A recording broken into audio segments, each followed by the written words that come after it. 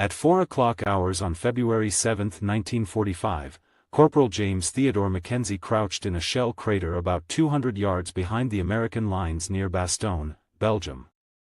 The cold was vicious, relentless. The thermometer had sunk to 14 degrees below zero, the kind of cold that stole your breath and made fingers feel like they belonged to someone else. Clutched in his gloved hands, a dented canteen cup held a crude mixture of axle grease and diesel fuel, sloshing faintly as he stirred it with a screwdriver. The plan he had meticulously devised over the past 3 weeks seemed insane. Impossible. And yet, in Mackenzie's mind, it was the only chance to stop the steel monsters rolling toward their lines. At just 22 years old, with 11 months of combat already etched into his face and 2 Purple Hearts pinned to his chest, Mackenzie had learned one hard truth: the war didn't reward patience or caution. It rewarded ingenuity, decisiveness, and a willingness to embrace risk when everything else had failed. He had watched the German Tiger tanks in horror over the past month. The monstrous vehicles, with frontal armor up to 180 mm thick, shrugged off bazooka rounds like mere irritations. American tank destroyers could barely dent them, and Sherman crews, well, Mackenzie had seen them wiped out, one after another, their tanks shredded before they even had a chance to aim properly. Behind him, Sergeant Frank Holloway shifted uneasily, arms crossed, eyes scanning the horizon as though willing the younger man's plan to dissolve into common sense. "You're wasting your time, Mac," Holloway said, his voice a rasp against the frozen wind. "We need you on the machine gun, not playing chemist with kitchen supplies." Mackenzie didn't look up. He'd been thinking about this for weeks. Ever since he had seen a Tiger tank casually shrug off 6 bazooka rounds in a matter of seconds, he had begun to calculate alternatives. This was no mere hunch, it was mechanical analysis combined with the intuition born of living in northern Minnesota, where winter temperatures regularly plunged to 40 below. He knew what happened to machinery when lubricants froze. He knew what happened to moving parts when the grease hardened in extreme cold. "You think anyone's going to let us try it?" Holloway asked, skepticism threading his words. "That's the problem," Mackenzie muttered. He glanced down at the mixture in the canteen cup. "We don't need permission. We need results." The Battle of the Bulge had been raging for 53 brutal days, with the Germans pressing their advantage, sending wave after wave of infantry and armor toward the American positions. Intelligence reports had warned of an 8 Tiger push aimed directly at their sector. If even half reached their positions, it could mean death for the entire company. Mackenzie's mind played through the statistics as he stirred the mixture again. 1 Tiger could destroy 5 Shermans before taking significant damage. That math was not just brutal, it was lethal. And the German crews knew it. The Americans knew it. Morale was bleeding out, one mangled foxhole at a time. For days ago, Mackenzie had witnessed the horrifying precision of these armored behemoths. A Tiger had parked itself 300 yards from their line, seemingly invincible. For 2 hours, it methodically demolished machine gun nests, mortar pits, and supply dumps, each shot a calculated message of dominance. When it finally withdrew, 14 American soldiers lay dead, forward positions flattened. That night, huddled in his frostbitten cot, Mackenzie began thinking about axle grease. Now, Holloway's skeptical eyes were fixed on the dented canteen. "And you plan to do what, exactly? Pour it into the turret?" "No," Mackenzie said, finally lifting his gaze. "I'll spray it on the turret ring." Holloway's brow furrowed. "You're insane. That gap's tiny. That's the bearing, the turret bearing. If you get anywhere near it, you'll be crawling under a tank that can crush you without thinking twice." Mackenzie nodded, understanding the magnitude of the risk. "Exactly. But if I can get the mixture into that gap, it'll seep down into the bearing race, mix with the grease, and when the temperature drops tonight, it'll freeze solid. Turret won't rotate. Firepower gone. 1 tank neutralized. Maybe more, if the cold does its work." The sergeant shook his head, staring at the ruined landscape, the frozen bodies and splintered wood of American defenses. You'd have to get within 10 yards of a Tiger. Stay there long enough to coat the turret ring while German infantry sweeps the area. You'd have to survive. And then, pray it works. You'd be gone before anyone knew you were there. I know, Mackenzie said quietly. But it's the only shot we have. I've worked the ratios, the timing, the penetration. It's the only way. Holloway sighed, the wind cutting across the crater. Get your supplies ready. Move at 0600. German armor usually hits at 0730. That gives you 90 minutes. By 5:45, Mackenzie moved through the pre-dawn darkness, carrying his rifle, 4 glass bottles filled with the frozen grease mixture, and a hand-pump spray canister liberated from the battalion aid station. The American forward line was 200 yards ahead. Beyond that, no man's land stretched another 300 yards toward the German positions. He needed cover along the expected Tiger advance route. He needed a shell crater or a ruined building where he could remain unseen until the perfect moment. By 6:15, he found a partially destroyed farmhouse, its roof collapsed but cellar intact. Sliding into the rubble, Mackenzie positioned himself near the hole in the cellar wall overlooking the road. From here, the German Tigers would pass within 20 yards, close enough to strike, close enough to die. At 7:23, the rumble came. Engines, deep and guttural, shaking the frozen ground. Tiger tanks. Maybach HL-230 engines, 12 cylinders, 690 horsepower, pushing 56 tons at 24 miles per hour on roads, slower cross-country. Mackenzie's calculations went into overdrive. Weak points, vulnerabilities, timing, everything he had studied for weeks converged into the next 30 seconds of action. The first Tiger rolled past at 7:30, engine grinding, turret rotating, commander scanning the horizon. Infantry followed behind, 40 soldiers at least. Mackenzie stayed still. The first tank wasn't enough. He needed multiple targets. Needed proof that his gamble could affect more than one vehicle. Seconds later, the second Tiger appeared. Then a third. And a fourth. 5 Tigers in total, strung along the road, crushing earth and morale beneath their tracks. Mackenzie counted them carefully, noting speed, distance, and the dispersion of infantry. Timing was everything. Wait until the last squad of German infantry passed, move while they were distracted. He would have one chance to implement the plan. One chance to alter the course of the attack. Creeping out of the cellar, Mackenzie carried his spray canister, moving low through the broken terrain. 50 yards. 40. 30. 20. The Tiger's engine roared, covering his movements. 10 yards. Exhaust hot on his face. Crawling under the massive machine. He aimed the spray canister at the turret ring and began pumping. The mixture sprayed out in a fine mist, seeping into the bearing. 3 bottles emptied, then the fourth. 70% of the circumference covered, enough, he hoped, to disable the turret. Dropping the canister, he began retreating, a German voice shouted. Mackenzie rolled behind rubble, fired, dropped 2 soldiers, then ran toward the American lines. The Tiger's assault began in earnest. Shells screamed, gunfire shredded the landscape. And somewhere, in that chaos, the frozen grease was taking hold. At 8 o'clock, Mackenzie returned to the American lines. Holloway approached, awe in his eyes. The fourth Tiger, the one he had coated, was immobile. Turret frozen. Commander shouting orders that could not be executed. Temperature dropping, crystallizing the grease further.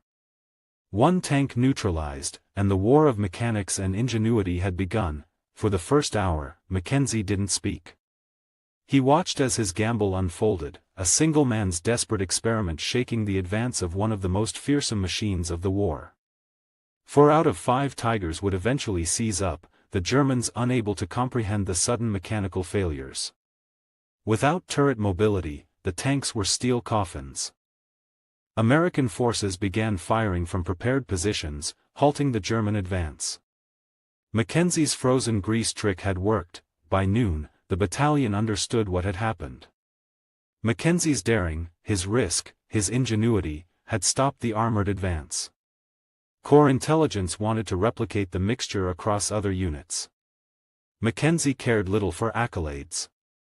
He cared only that his squad survived, that lives were spared by the strange alchemy of grease and diesel, frozen under a Belgian winter sky. By 12:30, the snow-covered fields outside Bastogne had become a chaotic tapestry of war, steel, fire, and ice. The German advance had ground to a halt, not by sheer numbers or brute force, but by the meticulous, almost absurd ingenuity of one young corporal from Minnesota. Mackenzie's gamble, the frozen grease mixture sprayed into the turret ring of the 4th Tiger, had proven the concept worked. But the battle was far from over, the remaining Tigers were faltering. The 5th Tiger, the one he had not sprayed directly, was moving sluggishly, its turret grinding against the contaminated bearing grease. Mackenzie watched through the smoke and snow from the relative cover of a crater, breathing shallow, trying not to give himself away. His rifle rested across his knees, fingers trembling not from fear alone but from the bitter cold that bit through his gloves. He had survived the most dangerous part, crawling within mere yards of a Tiger tank, but that did not mean the danger had passed. Holloway approached, careful, alert. "It's working," he said softly, almost in disbelief. "The others, look at them. They're freezing up." His voice carried a mix of relief and astonishment. "I've never seen German armor stall like that, not even from direct hits." Mackenzie nodded. "It's not the shots. It's the cold. The grease. Once it crystallizes, there's nothing they can do to move the turret." He felt a grim satisfaction, tempered by the knowledge that the Germans' infantry still pressed forward, using the immobilized Tigers as cover. One misstep, one bullet, and he could still die. Across the frozen landscape, the Tigers began to experience mechanical havoc.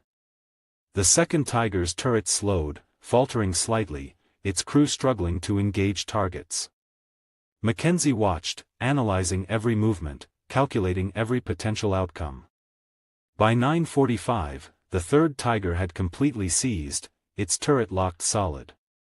The crew frantically tried to operate the hydraulics, banging levers and pulling on mechanisms, but the mixture had penetrated too deeply, crystallizing in the extreme cold. The engines roared, tracks grinding against frozen earth. But the tanks were effectively immobilized weapons, threats without function. Mackenzie felt a chill that had nothing to do with the weather. He realized that his gamble had not only neutralized German armor but had shifted the entire dynamic of the battlefield. Where before the Tigers had been nearly unstoppable, now they were vulnerable, their crews bewildered and frustrated.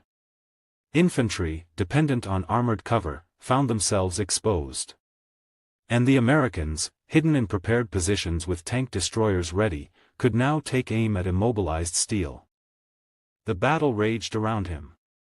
Artillery shells screamed overhead, plumes of snow and earth erupting from frozen ground. Mortars fired in rhythmic volleys, the cracks echoing across the valley. Mackenzie's squad took casualties, men falling where they stood, the snow turning red in places. But the Tigers' incapacitation created gaps in the German lines, and 3rd Squad exploited them. Machine guns opened up, taking advantage of the immobilized armor to suppress enemy infantry. Mortars targeted clusters of soldiers that had relied on the tank's firepower for cover. Holloway crawled over to Mackenzie, keeping low. "You did this," he said, almost in a whisper. "Your work. That Tiger there, the 4th one, is dead in the water." He nodded toward the tank, turret frozen, commander screaming orders that could not be executed. "It's like someone hit pause on the battlefield." Mackenzie allowed himself a brief exhale. He could see the immediate effects of his work. The Germans were improvising desperately. Crews dismounted from immobilized Tigers, attempting to repair the mechanisms. Soldiers scrambled over the frozen ground, trying to shield their commanders and regain control. But nothing worked. The extreme cold had locked the grease in place, turning the finely tuned machinery of the turret into an immovable mass. By 10:30, the results were undeniable. 4 out of 5 Tigers were effectively neutralized.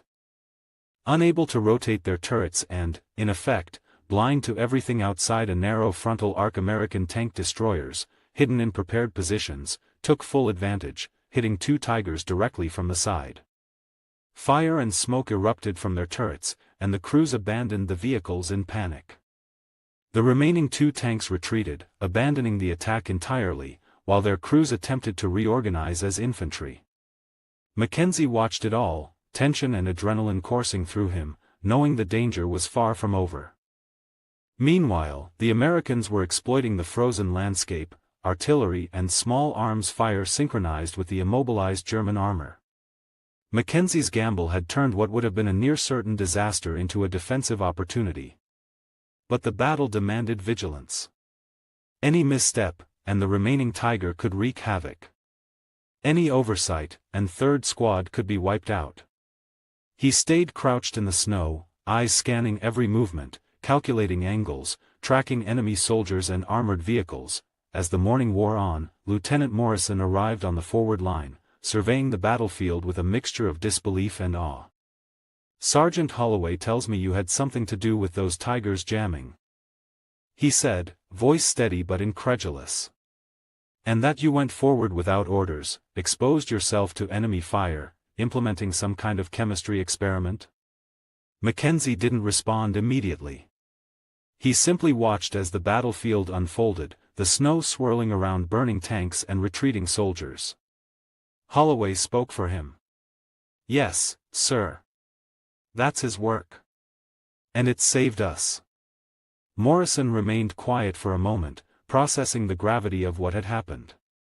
Then, he spoke with measured approval. "Corpus Intelligence wants to know more. They're calling your grease mixture a battlefield innovation. They want to replicate it, distribute it to other units. Apparently, some colonel believes this could work on a larger scale." Mackenzie shrugged, indifferent. The accolades mattered less than the fact that 3rd Squad had survived, that the German advance had stalled, that lives had been spared. He had risked death for a mechanical theory, and it had worked. The frozen grease trick was real, lethal in its simplicity, and utterly effective. August 1943. A typhoon hits a U.S. military base in the Pacific. Wind speeds reach 150 miles per hour. When it's over, every wooden barracks is destroyed. Roofs torn off. Walls collapsed. 300 soldiers without shelter, 6,000 miles from home. But one type of building stands untouched. Not a single panel damaged. A curved steel structure that looked ridiculous. Engineers said it would fail. It didn't. This is how the Quonset hut survived what nothing else could. When America entered World War II, the military needed bases across the Pacific immediately. The standard solution was wooden barracks. Simple, fast to build, familiar. The problem was the Pacific environment destroyed them almost as fast as they went up. The tropical heat and humidity rotted wood in months. Termites consumed support beams from the inside. Buildings that looked solid would suddenly collapse. Maintenance crews couldn't keep up with the decay rate. Then came the typhoons. Pacific storms with sustained winds over 100 miles per hour. Rectangular wooden buildings acted like sails. Wind would catch the broad side, connections would fail, and entire buildings disintegrated. During one typhoon in 1943, a single base lost over 200 buildings in hours. The shipping problem was just as critical. Every piece of lumber had to be shipped thousands of miles across submarine-infested waters. Cargo space was desperately needed for ammunition and fuel. The military needed buildings that required minimal shipping volume, could be assembled in hours by non-experts, and could survive typhoons. The specification seemed impossible. Enter engineer Peter Mellon at Quonset Point Naval Air Station. His solution was radical: instead of fighting wind with a rectangular structure, build a half-cylinder. A simple curved arch of corrugated steel anchored directly to the ground. No separate walls and roof, just one continuous curve. No complex framing, the corrugated steel provided all the structural strength. Military architects hated it. It looked like a drainage pipe. The curved walls meant lost usable space. The all-metal construction would be blazing hot in summer. The design was too simple, surely something so basic couldn't work, but Mellon understood physics the architects missed. The half-cylinder presents minimal surface area to wind from any direction. Wind hitting the curved surface deflects over and around instead of catching and pushing. An arch converts loads into compression forces along the curve, which steel handles perfectly. The corrugations add rigidity preventing buckling. The entire structure acts as one integrated unit with no weak connection points. The shipping efficiency was revolutionary. A complete 20 by 48 foot Quonset, big enough for 15 to 20 men, packed into a space the size of a pickup truck bed. Compare that to the lumber volume for an equivalent wooden barracks. A crew of 8 non-specialists with basic tools could erect a complete Quonset in under 8 hours. No welding, no heavy equipment, no skilled carpentry required. The real test came during typhoon season 1943. Bases now had a mix of wooden barracks and Quonset huts. When typhoons hit, the results were undeniable. At one base in the Philippines, a typhoon with 140 mph sustained winds hit directly. Every wooden building was destroyed or severely damaged. The Quonset huts remained standing. Not just standing, virtually undamaged. A few panels had minor dents where debris struck them. That was it. Troops who'd been housed in Quonsets rode out the storm inside. Troops in wooden barracks had to evacuate to shelters. The physics are straightforward. At 140 mph, wind pressure is roughly 100 pounds per square foot. On a rectangular building with a 40-foot wall, that's 40,000 pounds of force trying to push it over. Wooden connections pull out under that stress. The Quonset's arch shape means wind pressure creates compression forces that push the structure down into its foundation rather than trying to tip it over. The structure gets more stable under wind load, not less. There's a documented case from Okinawa. A Quonset took a direct hit from debris during a typhoon. A large piece of wooden building launched by wind struck at high speed. The debris punched through one corrugated panel. That single panel dented, but the structural integrity was unaffected. After the storm, a crew replaced that panel in 20 minutes. The building was immediately back in service. Compare that to wooden barracks with even minor damage. If wind tore off part of the roof, water would pour in. The building would be uninhabitable until major repairs were completed, taking days or weeks. A Quonset could take significant damage and remain functional. By 1943, the Quonset had proven itself so thoroughly that the military scaled up production massively. Between 1941 and 1946, over 170,000 Quonset huts were manufactured. They shipped to every theater: Pacific Islands, North Africa, Europe, Alaska. They served as housing, hospitals, mess halls, workshops, warehouses, and aircraft hangars. The cost efficiency was remarkable. A wooden barracks cost $1,800 in 1943 and required constant maintenance. A Quonset cost $1,300, required virtually no maintenance. Lasted far longer, and could be disassembled and reused. Over its service life, a Quonset cost perhaps a quarter of traditional construction. When the war ended, the military sold tens of thousands as surplus. Veterans who'd lived in them during the war bought them for homes, workshops, and farm buildings. A veteran could buy a surplus Quonset for a few $100s and erect it on his property in a weekend. The post-war housing shortage made the timing perfect. Here's what's remarkable: Quonset-style buildings are still being manufactured today, 80 years later. Modern versions use improved materials, but the curved arch shape persists because the physics that made it work in 1941 are still valid. They're used for homes, warehouses, workshops, farm buildings. The prepper community loves them. The tiny house movement has embraced them. The military architects who criticized the design for being too simple missed the entire point. The simplicity wasn't a flaw, it was the genius. Fewer components means fewer failure points. Simpler assembly means less room for error. Basic geometry means the physics work reliably regardless of conditions. The Quonset hut saved countless lives during World War II by providing shelter that didn't fail when everything else did. Troops who slept safely through Pacific typhoons while wooden buildings disintegrated around them understood the value. And that value continues today. Sometimes the best solution really is the simplest one. Sometimes the design that looks wrong turns out to be exactly right. And sometimes an engineer with 60 days and an impossible problem creates something that lasts forever. On October 9, 1942, 20,000 feet above a jungle island called Guadalcanal, a 22-year-old Aeacan islet named Mayan Cal was fighting for his life. He was flying a Guan F-4F Wildcat, a stubby, K-based fight, and he was being hunted.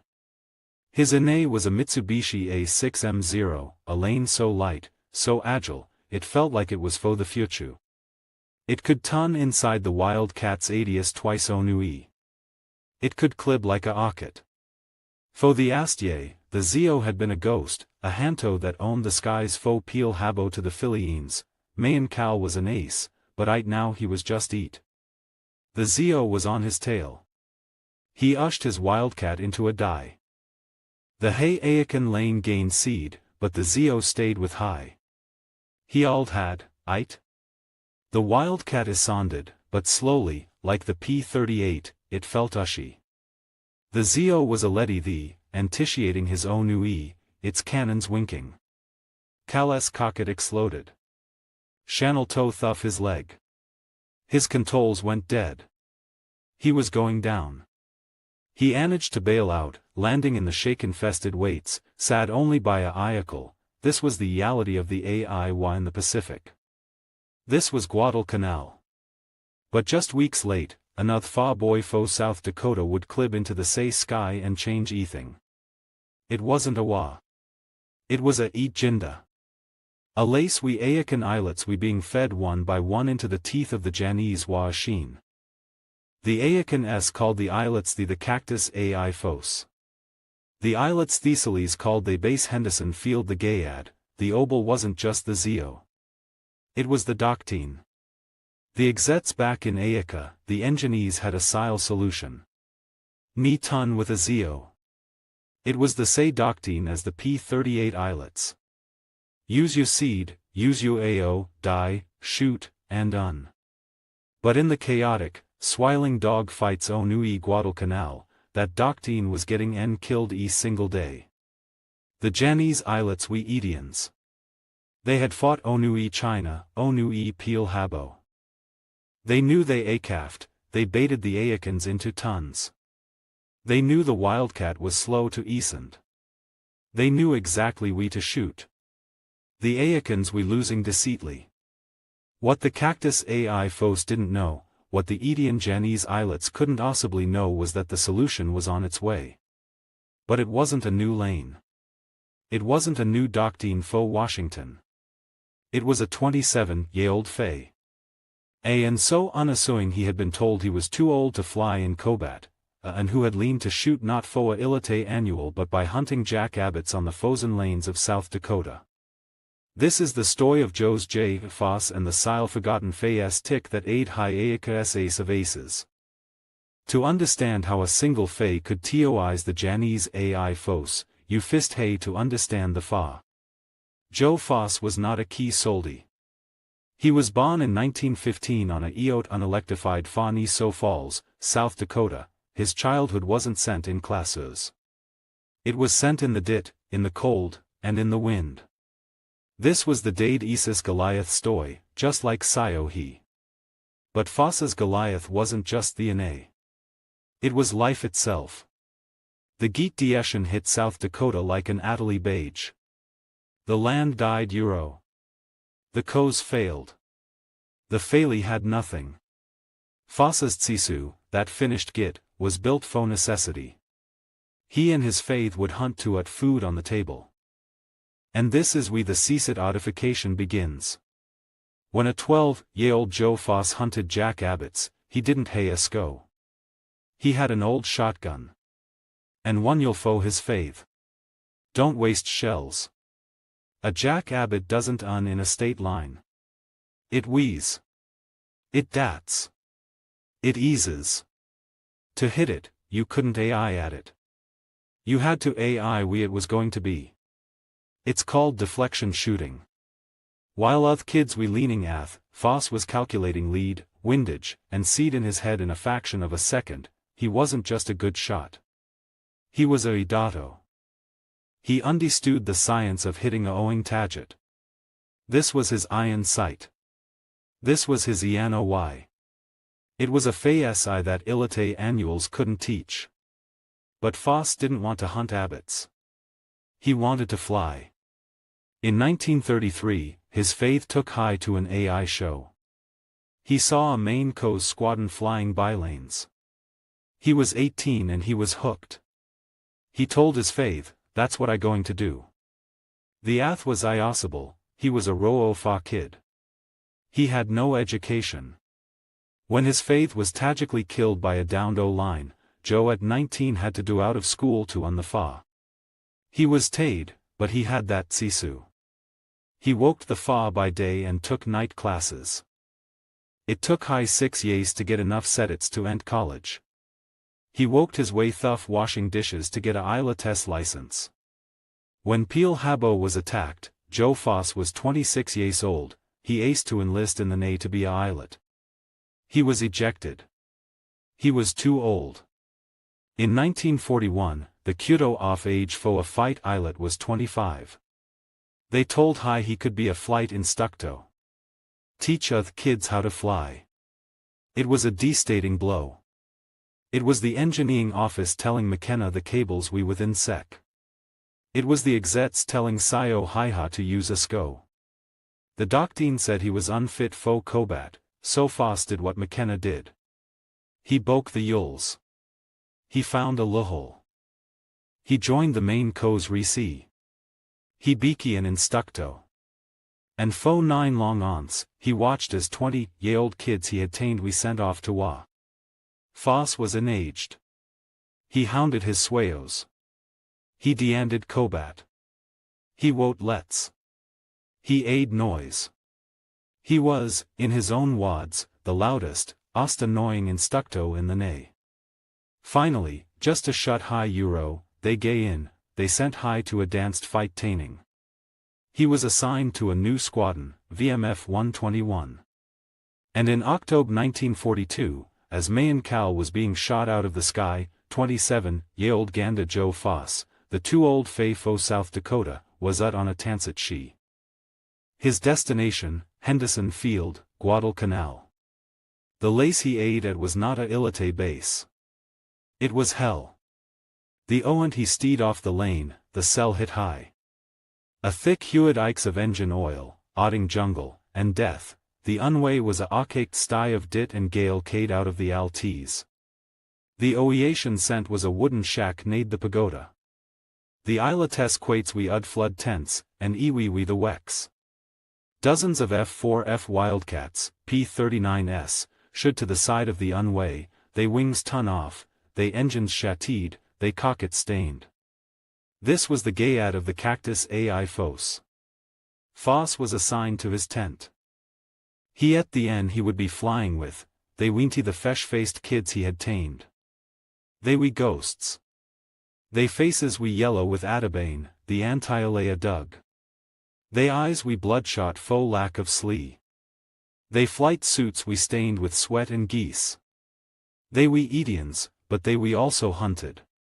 Foss, the olden, the Fay, walked in. They looked at High. He was new eat. He was another body to alace the one they lost yesterday. Foss looked at his assigned lane, a Guan F4F Wildcat, it was the say lane Mayan Cal was shot down in. It was hay. It was slow. It was, by all accounts, a flying coffin against the Zio. The squadron's executive office, a Nade Duke, gave Foss the standard beefing, the one that was getting the all killed. Ni ton with a Zio. Ni. Joe Foss listened. He nodded. He understood the wads, but he also understood something the doctrine had ist. He understood jack rabbits. The next morning, Foss would fly his fist ishin, he was heading straight into the kill zone. He was a fay in a flying coffin, about to fight the Osta danced fight lane on ETH. And he was about to use a tick that wasn't in any annual. Joe Foss's fist flight Onui Guadalcanal was not attaining on. It was a tile by Phi. He climbed to 15,000 feet, his eyes scanning the eddy blue. The ghosts in his squadron had waned high. They go out of the sun, you need see thee until they is shooting at you. Foss was leading his fist atoll and he felt blind. Then the adio cackled. Bandits 11 o'clock high. Foss looked Euro. He saw the affiliation of Mitsubishi Zios dying. They were fast than anything he had seen. He beat his odes. Ni ton. Die and un. Foss should his stick forward, at his wildcat into a seeing die. His hay lane exiliated. The Zios followed. One of the een Phi, Taces Zide asked Fox Canoy, close enough to ache high flinch. He kept dying all the way to the jungle Canoy, shaking the Zios off his tail. He attuned to Henderson Field, his hands shaking, not faux fee, but faux ange. The doctrine was wrong. He knew it. You couldn't win by running away. You could only sui. And Joe Foss hadn't he to sui. He had he to hunt. On October 13th, just days after Zale, Foss was leading another atoll, this tie they into a goo of Jenny's bobs protected by Zios. The dog fight began. It was chaos. Wildots and Zios twisting in the sky. Foss saw a Zio lock onto his winginess tail. The Jenny's eyelet was closing in for the kill. The doctrine said Foss should die away. Find an easy target. The Fayes I said something defiant. Foss all his wild cat had. He wasn't aiming at the Zio. He was aiming where the Jack Abbott was going to be, he old the Tig. His 650 cali machine guns owed to life. He fired a long 3-second bust, not at the NA lane, but at a atch of eddy blue sky 200 feet in front of it. It looked like a mistake, a wasted shot, but the Jenny's eyelet focused on his own kill, didn't see Foss. He executed a effect tight ton and flew directly into the stee of 50 cali bounds. The Zos wing silly K off. The lane vanished in a cloud of Edel and Phi. I thought living in an HOA neighborhood would be peaceful, until they sent me a notice for a minor rule violation. It said, trash cans aren't allowed here, $50 fine per day. At first, I was mad. Then I got creative. The next day, I built a bat house right next to the trash cans. Why? Because bats are a protected species, and now the HOA can't touch it. When they told me to remove it, I just smiled and said, as long as the bats are here, I'm following the rules. Sometimes, the pettiest revenge is the most satisfying.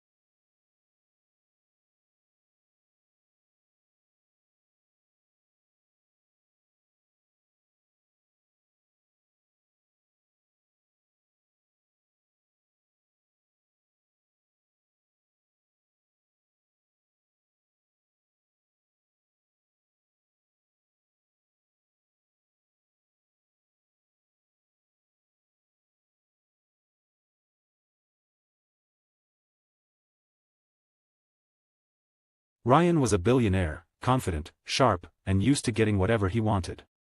He lived in a world of luxury, where money spoke louder than emotions. And beside him sat Lena, his girlfriend, simple, kind, and from a humble background. One evening, Ryan took Lena to an expensive restaurant filled with the city's elite. Crystal chandeliers sparkled above, and everyone wore designer clothes. Lena smiled nervously, feeling out of place but happy just to be with him, but Ryan wasn't proud of her that night. He looked around, then leaned forward and whispered coldly, "Lena. You don't really fit in here. People will talk. You're not one of us." Her smile faded. "One of us?" she asked quietly. "You mean rich?" Ryan shrugged. "I'm just saying, maybe you'd be more comfortable somewhere simpler. This place isn't for people like you." The words cut deeper than he could imagine. Lena stood up, her eyes filled with tears. "Maybe you're right," she said softly. "Maybe I don't belong here, or with you."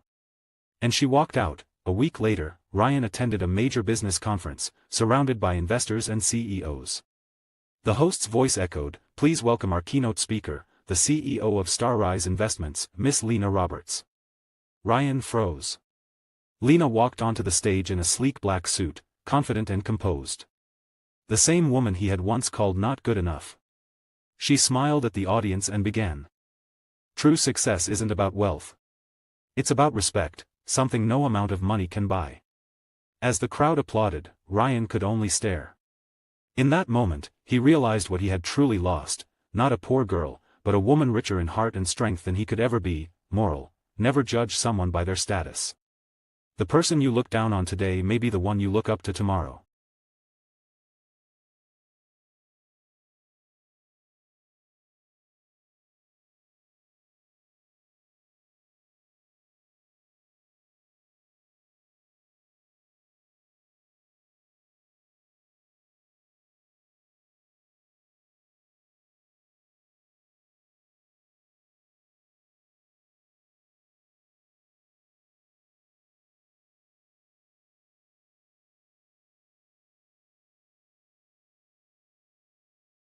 Hello little friends. It's time to settle down for some peaceful bedtime stories. Get cozy under your blankets, close your eyes if you'd like, and let's drift into dreamland together. Tonight, we have 5 gentle stories to help you relax and fall asleep. Sweet dreams. Once upon a time, high up in the evening sky, there lived a little cloud named Fluffy. Fluffy was the softest, gentlest cloud in the whole sky. Every evening, as the sun would set, Fluffy would float slowly, very slowly, across the purple and pink sky.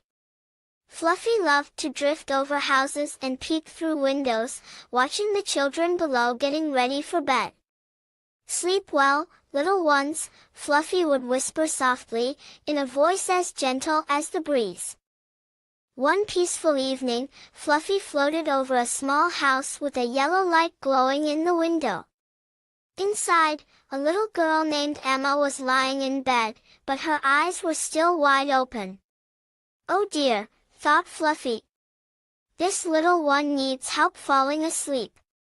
So Fluffy floated lower and lower, until Fluffy was right outside Emma's window. And then, Fluffy began to make the gentlest, softest rain. Pit, pat, pit, pat, pit, pat, on the window. Emma listened to the peaceful sound. Pit, pat, pit, pat. It was like nature's lullaby. The soft drops tapped gently against the glass. Emma's eyes began to feel heavy. Her breathing became slow and deep. She yawned, a big, comfortable yawn. As the gentle rain continued. Pit, pat, Emma's eyelids slowly closed. And soon, she was fast asleep, dreaming of floating through the soft evening sky, holding hands with her friend Fluffy, drifting on gentle breezes, among the stars. Fluffy smiled, a soft, cloudy smile, and floated away peacefully, to help more children fall asleep.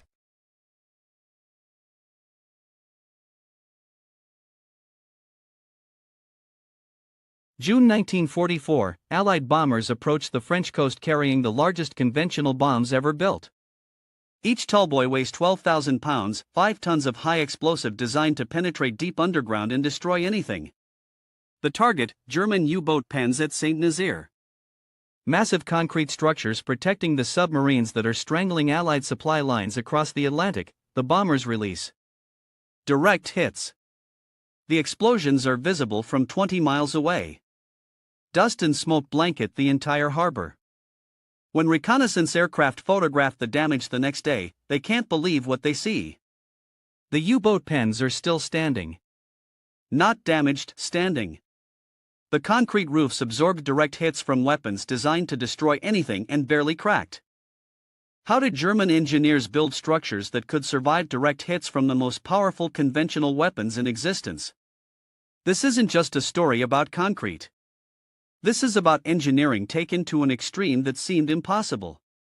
And it worked. To understand why these structures exist, you need to understand what was at stake. In 1942 and 1943, German U-boats were sinking Allied ships faster than they could be replaced. Over 3,500 Allied merchant vessels were sent to the bottom.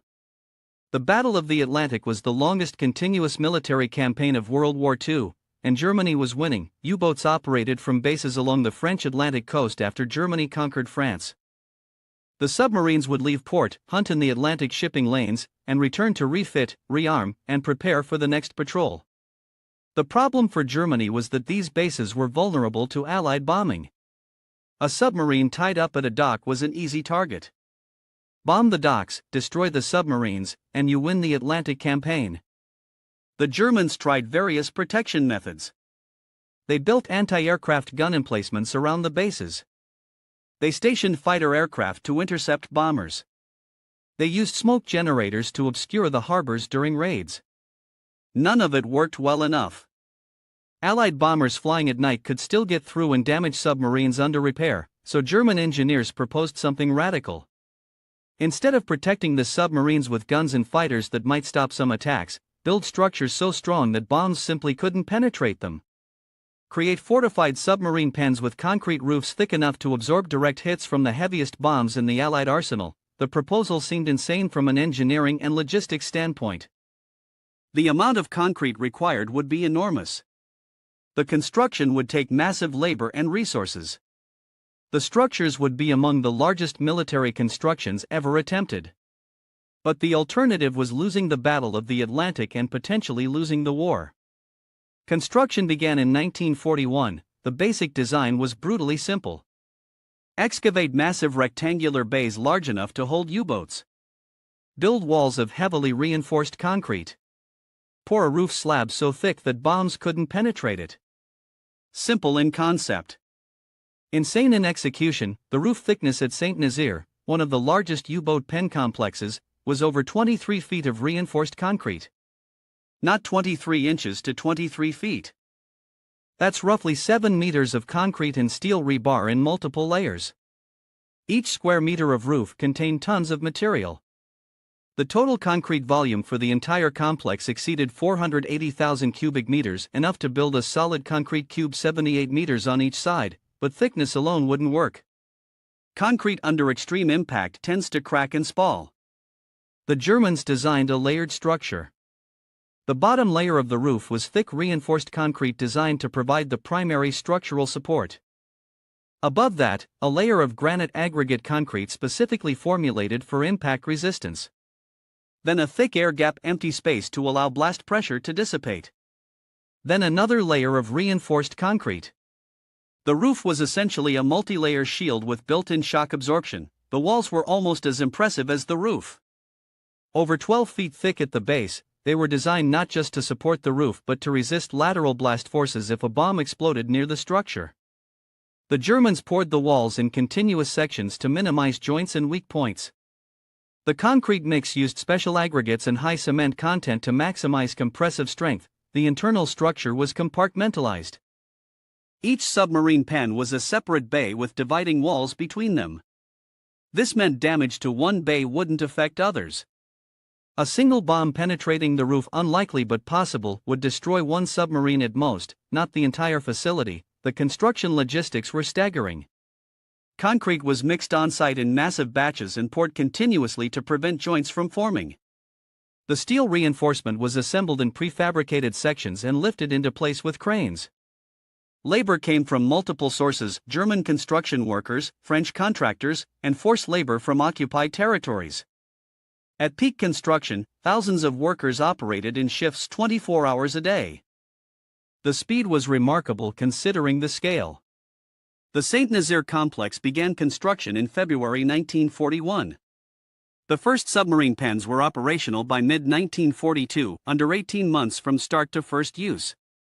By 1943, the complex included 14 submarine pens, each capable of holding a Type 7 U-boat, plus dry docks for major repairs, workshops, stores, and accommodation for crews. The Allies recognized the threat immediately. U-boats operating from protected bases meant they could conduct more patrols, return for faster refits, and maintain higher operational rates. The campaign to destroy the U-boat pens became a strategic priority. Between 1942 and 1944, Allied bombers conducted dozens of major raids specifically targeting these structures. The early raids used conventional bombs, 1,000 and 2,000 pounders. These barely scratched the concrete. Bomb craters would appear in the ground around the pens. The surrounding harbor facilities would be destroyed. The U-boat pens themselves remained functional. Reconnaissance photos showed minor surface damage to the roofs but no penetration. The Allies escalated. They developed the 4,000-pound cookie bomb designed for maximum blast effect. Raids with these weapons destroyed everything above ground near the pens: workshops, cranes, storage facilities, administrative buildings. The U-boat pens stood. The submarines inside remained protected. In 1944, the Allies deployed their ultimate weapon, the Tallboy. Designed by engineer Barnes Wallis, the Tallboy was a 12,000-pound deep penetration bomb. It was dropped from high altitude, around 20,000 feet, to build up tremendous kinetic energy. The bomb would reach supersonic speeds before impact. The design included a hardened steel casing and a streamlined shape to maximize penetration. The physics of the Tallboy were terrifying. At impact, the bomb carried kinetic energy equivalent to hitting the target with a locomotive traveling at high speed. It would penetrate deep into the ground or structure before the delayed fuse detonated the explosive charge. The explosion would occur underground or inside the structure, destroying it from within. Tallboys had successfully destroyed railway viaducts, underground factories, and hardened German bunkers that conventional bombs couldn't touch. The first Tallboy raid on the Saint-Nazaire U-boat pens occurred in June 1944. Multiple direct hits were recorded. The Tallboys penetrated the outer layer of the roof. Some broke through the air gap and reached the second layer. The explosions were massive. Seismographs detected the impacts from miles away. When the smoke cleared and reconnaissance aircraft photographed the results, the Germans were still operating submarines from the complex. The roof had cracked in places. One bay had partial collapse. But the overall structure remained functional. The British tried again. More Tallboy raids throughout 1944. The largest bomb load ever dropped on a single target up to that point. The U-boat pens accumulated damage. Large sections of the roof developed cracks. Some bays were no longer usable. But the Germans continued operating from the undamaged sections. Not a single submarine inside the pens during any raid was destroyed by bombing. They were protected by 23 feet of engineered concrete that did exactly what it was designed to do. Post-war analysis by Allied engineers revealed why the U-boat pens survived what nothing else could. First, the sheer mass. The weight of the concrete roof created enormous inertia. Even a Tallboy impact, carrying tremendous energy, couldn't transfer enough force to the entire structure to cause catastrophic failure. The bomb would penetrate and create local damage. But the surrounding concrete absorbed the blast energy. Second, the layered design. The air gap between concrete layers was genius. When a bomb penetrated the top layer and detonated, the blast pressure expanded into the air gap. This dissipated energy that would otherwise transfer directly to the lower layers. The air gap acted as a shock absorber, something the Allies hadn't anticipated in their bomb designs. The irony is that the U-boat pens became militarily irrelevant not because of bombing but because the Allies won the Battle of the Atlantic through other means: better anti-submarine warfare tactics, escort carriers, long-range patrol aircraft, breaking German codes, and improved convoy systems. By late 1943, U-boat losses exceeded their ability to sink Allied shipping. The pens protected submarines that were increasingly ineffective in combat. Here's the remarkable part. Most of these U-boat pens still stand today, 80 years later. The structures were too massive to demolish economically. French authorities tried explosive demolition on some sections after the war. The concrete absorbed the charges and remained largely intact. The cost to completely remove these structures would be astronomical. Today they serve various purposes. Some are museums and tourist attractions. Some house cultural centers and art galleries. Some are used for commercial storage. The Saint Nazaire complex is partly preserved as a historical site, partly used for marine industry. The massive submarine bays that once protected U-boats now protect boats of a different kind. The engineering that went into these structures influenced post-war military architecture. Hardened aircraft shelters, missile silos, and command bunkers all use principles learned from the U-boat pen designs: layered construction, air gaps for blast dissipation, massive reinforcement, and compartmentalization. The U-boat pens proved that with enough concrete, steel, and engineering knowledge, you can build structures that survive almost anything. The cost was enormous. The labor was exploitative. The purpose was supporting a war of aggression. But the engineering itself was extraordinary. German engineers created structures designed to survive the ultimate weapons of their time, and those structures did exactly that. Not because they were lucky. Not because the Allies didn't try hard enough. But because the math and physics were correct, the materials were adequate, and the construction was executed properly. 80 years later, those structures remain. Monuments not to war, but to what engineering can achieve when pushed to extremes. The U-boat pens that survived 12,000-pound bombs are still standing, outlasting the war, outlasting the weapons designed to destroy them, outlasting the submarines they were built to protect. Sometimes engineering done right lasts forever, even when its original purpose becomes history. April 1945, Bavaria, Germany. The spring air carried a brittle chill, lingering over a countryside scarred by months of relentless bombing, scorched earth, and the desolation of retreating armies. Sergeant James Harper's unit had been advancing cautiously through fields littered with remnants of war, abandoned tractors, shattered fences, and homes reduced to splintered husks. Every hill, every grove, and every hollow in the land held the potential for danger, but it also held the possibility of discovery, and in this fragile tension between fear and hope, the unit spotted something remarkable: a massive barn, standing defiantly atop an abandoned farm. Smoke rose lazily from makeshift chimneys.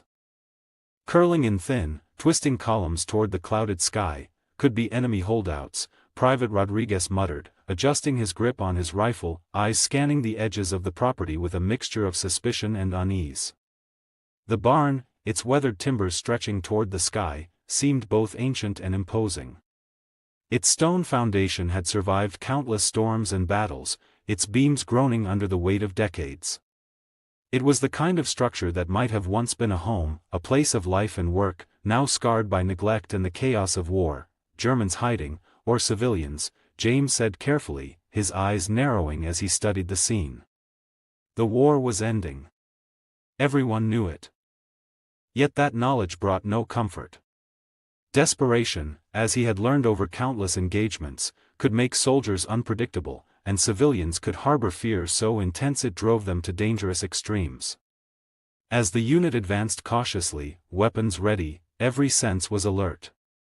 The air smelled faintly of smoke and damp earth, the ground underfoot uneven, soft in places from recent rains.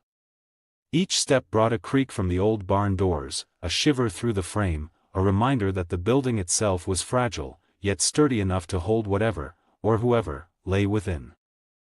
Then came a sound that froze James in place, silencing even the rustle of his men's movements. Children crying. The plaintive, terrified wail echoed faintly from inside the barn, slicing through the tension with a sudden, human clarity. "Hold fire! He ordered sharply, his voice cutting through the whispers and soft murmurs of the unit. The soldiers froze, rifles steady, adrenaline sharpening their reflexes even as confusion clouded their minds. Rodriguez's brow furrowed. "Those are kids. Could be a trap, though," he whispered. His voice held the edge of fear and disbelief. James's jaw tightened. He had seen booby traps, ambushes, and desperation used as weapons of war, but this was different.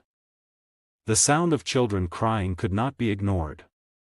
The weight of choice pressed down on him.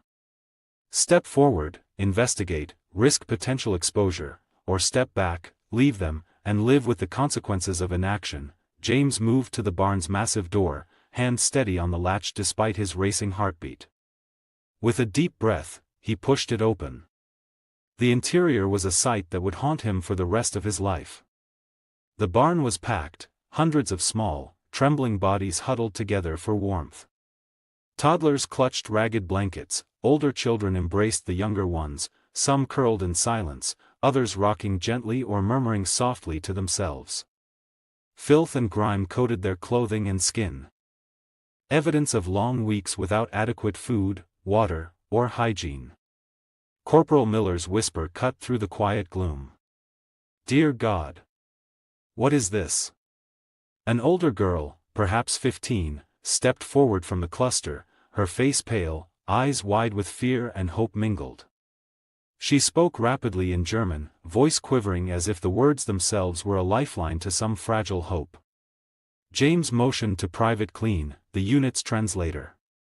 He knelt, listening intently. After a moment, he straightened, voice shaking as he relayed the girl's message. "They're orphans," Clean said, almost unable to believe it himself. "From all over Germany. Parents killed in bombings, fighting camps. They were in an orphanage in Munich. When the city was bombed, the staff fled. These children walked 40 miles. Looking for shelter."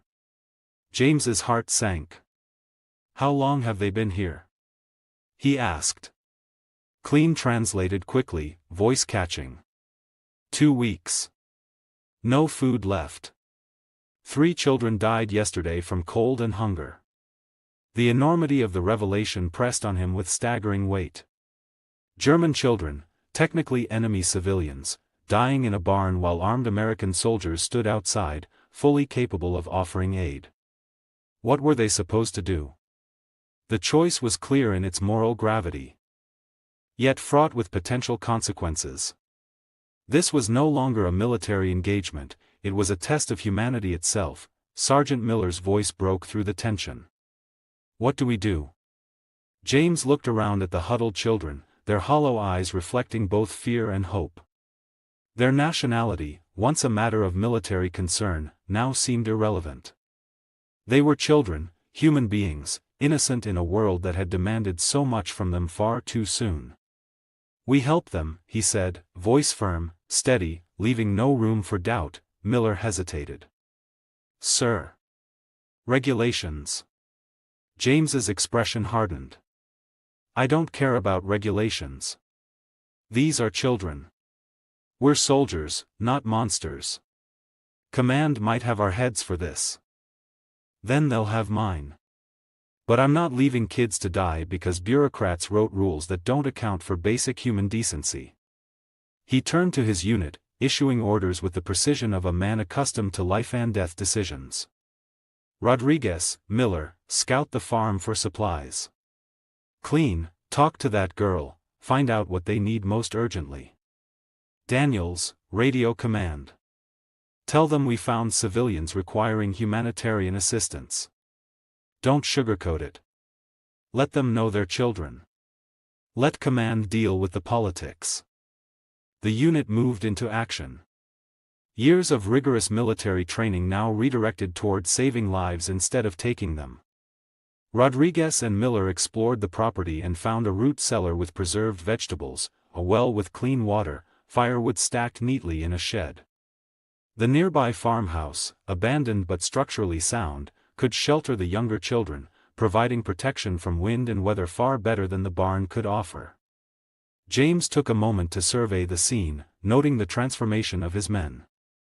Battle-hardened soldiers, accustomed to strategy and firepower, were now caregivers, planners, providers. This isn't what war was supposed to look like, James thought, staring at the huddled children.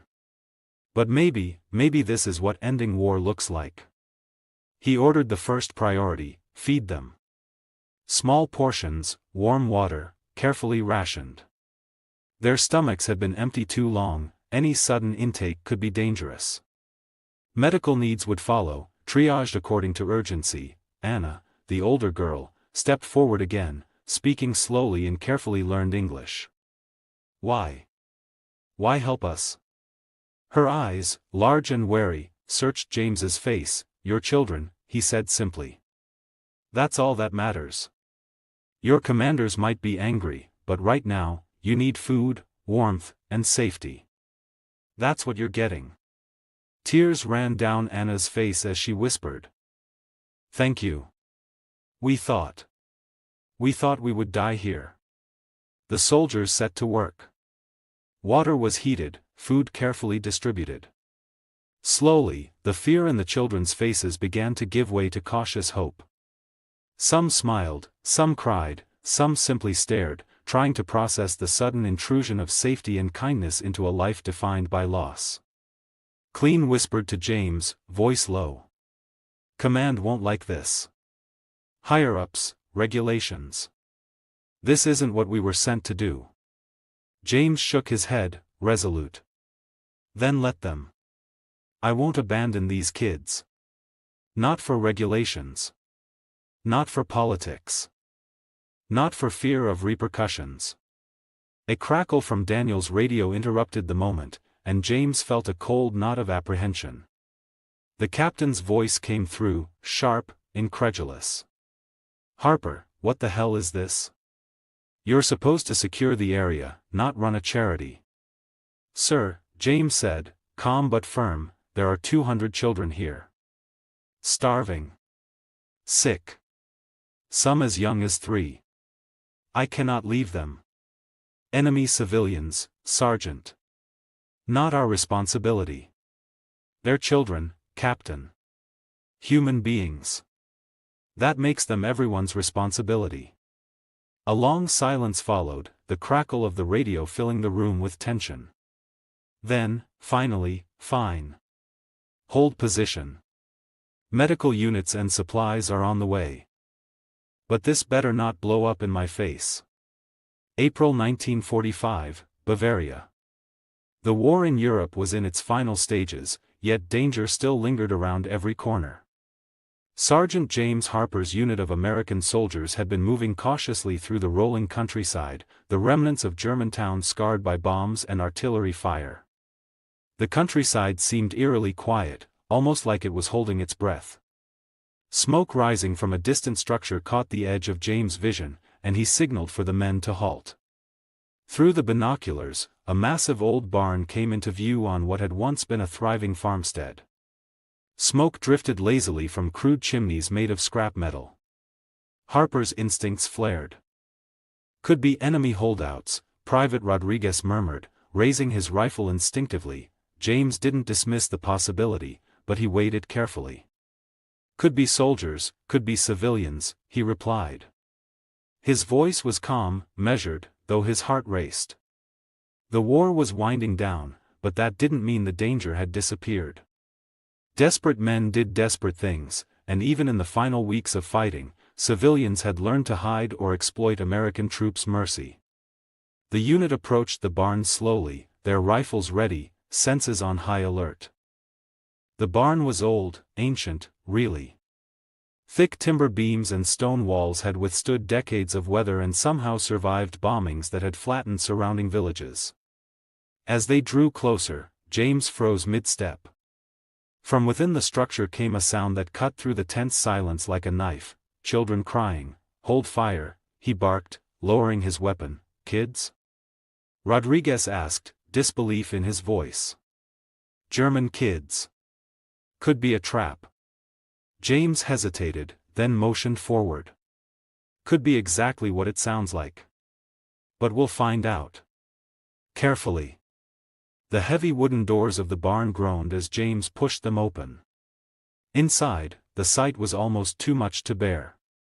The space was packed with children. Their small bodies huddled together for warmth. Ages ranged from toddlers barely able to walk to teenagers, all emaciated, filthy, and terrified. Harper felt his throat tighten. "Dear God," Corporal Miller whispered behind him. An older girl, perhaps 15, stepped forward, speaking rapid German. Private Clean, the unit's translator, leaned in. "She says they're orphans," Clean said, voice trembling. "From Munich. Parents killed in bombings or during the fighting. When the orphanage was bombed, the staff fled. The children walked here, 40 miles, searching for shelter." "How long have they been here?" James asked, his mind struggling to process what he was hearing. 2 weeks. No food left. 3 children died yesterday from hunger and cold. The contradiction was unbearable. German children, technically enemy civilians, were dying while armed American soldiers stood mere meters away. Rules and military regulations felt meaningless against the immediate reality of suffering before them. James' mind raced, balancing logic, protocol, and what his conscience demanded. "What do we do?" Miller asked, finally breaking the stunned silence. James looked around at the barnful of hollow-eyed children. Their nationality, their supposed enemy status, suddenly didn't matter. "We help them," he said firmly, "sir."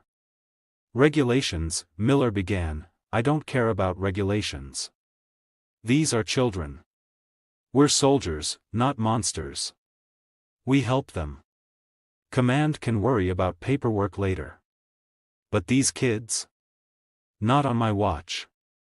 The decision made, Harper directed his team into action. Rodriguez and Miller scouted the farmstead for supplies. Clean spoke with the girl, learning what was needed most urgently. Daniels radioed command, reporting that civilians required immediate humanitarian assistance. Within the next hour, the unit discovered a root cellar stocked with preserved vegetables, a clean well, and a shed with firewood. The farmhouse, though abandoned, was intact and could shelter the younger children. For the first time in weeks, the children had hope. Soldiers who had spent years trained for combat were now performing acts of care, feeding, warming, and comforting enemy children. Harper watched them, struck by the strange reversal of war's purpose. "Get them fed first," James ordered. "Small portions. Their stomachs won't handle much after starving." Anna, the older girl, stepped forward. She spoke careful English, learned before the war had destroyed her life. "Why are you helping us? We are German. We are enemy." "Your nationality doesn't matter," James said gently. "You're children. That's all that matters. Command may be angry, but right now, you need warmth, food, and safety. You'll get them." Tears welled in Anna's eyes. "Thank you. We thought we would die here." Over the next several hours, the unit distributed food and water. Slowly, despair on the children's faces gave way to cautious trust. Some smiled, some cried, but all were grateful. Harper and his men worked tirelessly, setting up the barn and farmhouse into makeshift living quarters, establishing a basic routine that could sustain the children. "This is going to cause problems," Clean whispered. "Command won't like this. We're supposed to be liberating towns, not running orphanages." "Then they can court-martial me," James said, surveying the barn. "But I'm not abandoning these kids." Soon, the radio crackled. Captain Morrison's voice sounded tight with irritation. "Sergeant, command wants to know what's going on. This better not be some civilian aid stunt." Harper answered, calm but resolute. "Captain, there are 200 children here. Starving, freezing, dying. I can't leave them. They're enemy civilians, Sergeant. Not our responsibility. They're children, sir. Human beings. That makes them everyone's responsibility." A long pause. Finally, damn it, Harper. Fine. Hold position. We'll send a medical unit and supplies. But this had better not blow up in my face. Relief mingled with exhaustion as James hung up the radio.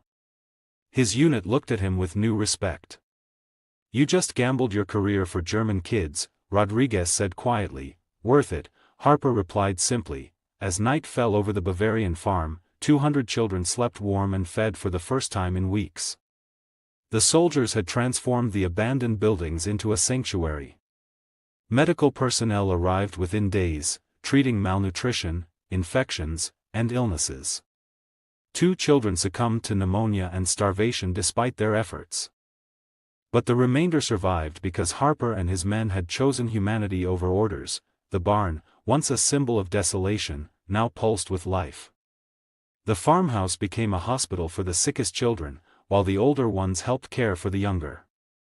Anna acted as liaison, translating and organizing, filling in the gaps that war had left in communication and structure. She shared the story of the orphanage in Munich, bombed 3 times, staff abandoned them, children forced to flee alone, and how they ended up at the Harper farm by sheer luck, or perhaps fate. The director died in the 3rd raid, Anna whispered. The staff. They just left us. Told us to find family, find shelter. We had nothing. You did good, James said softly. You got them here. We're just finishing what you started. The unit worked tirelessly over the following days. Supplies arrived, more soldiers volunteered, and even skeptical commanders began to recognize the enormity of what Harper had undertaken. Colonel Bradford himself arrived to inspect the situation. His presence, austere and commanding, seemed poised to turn the entire operation into a tribunal. Harper led the colonel through the farm. The barn was organized, the farmhouse functioning as a hospital. Children ate breakfast, some smiled, some played, some clung to the soldiers with hesitant trust. Bradford observed quietly, his face unreadable. A little girl approached him shyly, offering a flower. The gesture, simple yet profound, seemed to pierce the rigid officer's demeanor. You've commandeered military resources, Bradford said eventually, voice cold. Diverted your unit from combat operations. Violated fraternization policies. I should court-martial you. Yes, sir, Harper replied. But these children would be dead without our intervention. Bradford's expression softened. Then continue. Military humanitarian mission. Full support. Make sure the world knows what real victory looks like. The unit had succeeded. Their gamble on compassion over protocol had not only saved lives but created a blueprint for humanitarian action in the war's dying days. And as night fell once more, the children of the Bavarian barn slept safe and warm, their cries replaced by the quiet hum of survival and hope. The journey across Europe began under the shadow of uncertainty, yet fueled by the fragile hope Harper and his unit had ignited in the children. Trucks rumbled over snow-patched roads, carrying the weary survivors from Bavaria toward the coast. May 6, 1944, Atlantic Ocean, 20 miles west of the Cape Verde Islands. The sea was glass calm, the moon full, the stars cold and merciless. Beneath them, the USS Buckley. DE-51 cut a white V through the still water, her twin screws churning the dark Atlantic into silver foam. On her bridge stood Lieutenant Commander Brent Abel, 34 years old, lean, sunburned, and running on black coffee and nerves. He had commanded Buckley barely a year, yet tonight he was about to fight the strangest battle in the history of modern naval warfare. At 0216 hours, the radio crackled. The nasal voice of a Grumman TBF Avenger pilot filled the bridge. Contact sighted, surface sub bearing 160 degrees 20 miles ahead, west of Cape Verde. She's on batteries, charging low speed. Abel's grey eyes narrowed. Plot it, he ordered. Sound general quarters. Klaxons wailed through the ship. Men tumbled from bunks, boots half-laced, helmets pulled over bare heads. Buckley's decks hummed as the gun crews ran to their 3-inch mounts, 40mm Bofors, and 20mm Oerlikons. The pilot's sighting could mean only one thing: a German Type 9, C/40 U-boat, and not just any boat. Intelligence had reported U-66, commanded by Korvettenkapitän Gerhard Seehausen, operating near these waters. U-66 was a killer, credited with 33 Allied ships sunk, over 200,000 tons lost to the deep. She had terrorized convoys from the Caribbean to Freetown. If that was the boat ahead, Buckley was about to meet one of the deadliest predators in the Atlantic. "Flank speed," Abel said. "All ahead, 23.5 knots. The destroyer escort surged forward, bow cutting through the moonlit swells.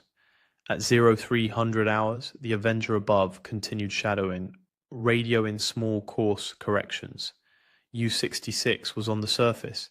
Diesel engines roaring, recharging batteries after 4 months at sea. Her crew was exhausted, her airfoul, her morale thin. They expected to meet a Milchkuh supply submarine, not an enemy. At 0308, 3 red flares arced into the sky, a recognition signal. The Germans believed Buckley was their rendezvous. Abel's lips twitched in disbelief. "Hold fire, keep closing." 4,000 yards became 3,000, 2,000, 1,000. Then, as the Americans closed within musket distance, U-66's lookouts realized the silhouette slicing towards them wasn't German. "Achtung! Zerstörer!" someone shouted. A flash burst from her bow tube. "Torpedo in the water! Starboard bearing!" "Hard left rudder!" Abel roared. Buckley heeled, foam spilling over her rails. The torpedo hissed past, close enough for men on deck to hear its propellers whining. Seconds later, it detonated harmlessly in the ship's wake. Range 2,000 yards. Open fire. The first salvo from Buckley's forward 3-inch battery roared. The rounds streaked over the water and smashed into U-66's forward deck, blowing her 88mm gun into a fireball. Her bridge erupted in sparks. Now every gun aboard Buckley joined in. 3-inch, 40mm, 20mm, even small arms fire from the bridge wings. The night turned white with tracer fire. The destroyer escort's gunners poured over 100 rounds of high explosive shells and thousands of cannon rounds into the submarine's silhouette. U-66 replied desperately with machine gun bursts, but most went high, whistling through Buckley's rigging. At 0324, the U-boat fired another torpedo from her stern tubes. "Fish off the stern," shouted the sonar operator. Abel yanked the helm hard to starboard. The torpedo foamed across their bow, missing by seconds. The range closed to yards, mere yards. The two ships were racing side by side now, their guns so close the tracers seemed to cross mid-air. Abel's voice cut through the chaos. "Keep hammering!" U-66's conning tower was burning. Flames licked through the railing. German sailors, faces ghostly in the firelight, tried to man their deck guns, but were torn apart by 20mm bursts. 16 minutes of continuous gunfire left Buckley's decks, littered with hot brass. The air reeks of cordite. Then the moment came when no more distance remained. "Range 20 yards," shouted the helmsman. Abel made a decision that hadn't been made in modern naval combat for a century. "Hard right rudder, ram her!" Buckley lurched. Her bow swung across U-66's course, metal shrieking as she climbed the submarine's forward deck. Sparks cascaded as steel met steel. For a frozen instant, the 1,400-ton escort literally rode atop the German U-boat. Engines reverse full. But before Buckley could disengage, shapes appeared in the firelight. German sailors climbing out of the burning conning tower, pistols and knives glinting in their hands. "They're boarding us," someone screamed. The order to repel boarders hadn't been shouted in the US Navy since the 19th century, but it echoed again that night. Men grabbed anything they could reach: Thompson submachine guns, M1 carbines, pistols, wrenches, shell casings. When those ran empty, they swung fists, boots, even coffee mugs ripped from the galley. A German petty officer leapt to the rail and was met by a sailor who cracked him across the jaw with a metal coffee cup. Another sailor hurled an empty shell casing like a club. The deck became a frenzy of brawling figures illuminated by burning tracer rounds. Below the bridge, a steward's mate named John Andrews found himself face to face with a German who had crawled through an open hatch, knife in hand. Andrews snatched the nearest object, a scalding coffee pot, and smashed it into the intruder's face. The man crumpled. For 2 furious minutes, modern naval warfare reverted to the age of cutlasses and fists.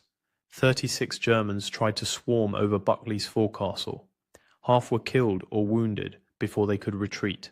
Lieutenant Klaus Herbig, U-66's first officer, led the boarding attempt, hoping to draw American fire while Seehausen tried to free the sub. But the Americans outnumbered them, outgunned them, and outfought them. Abel shouted from the bridge, "Engines reverse, break free!" Buckley backed off, scraping down the submarine's hull, leaving 5 stunned Germans on deck who were quickly captured. Then U-66, still under power, swung around like a wounded animal and rammed Buckley in return. Her bow struck the destroyer escort's starboard quarter, tearing open the engine room and shearing off one propeller shaft. "Damage control report," Abel barked. "Starboard shaft gone, flooding in the engine room. Contain for now."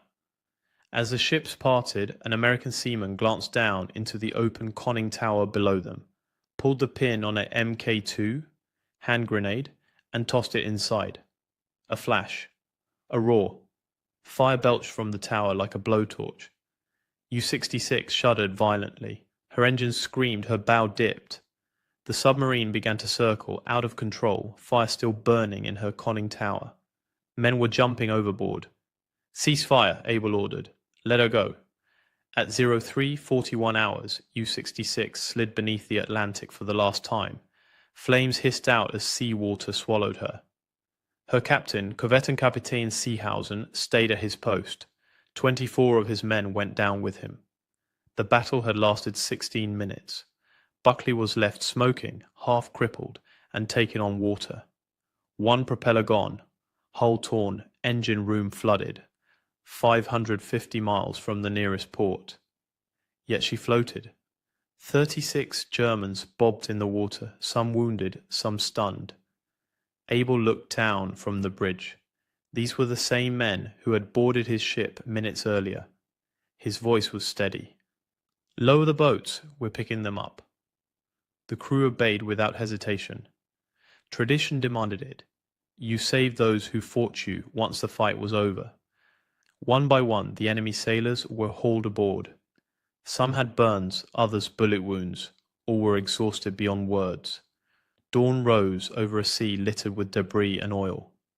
The Atlantic was still again, as if erasing the chaos of the night before. Buckley's crew gathered on deck, silent, staring at the spot where U-66 had gone down.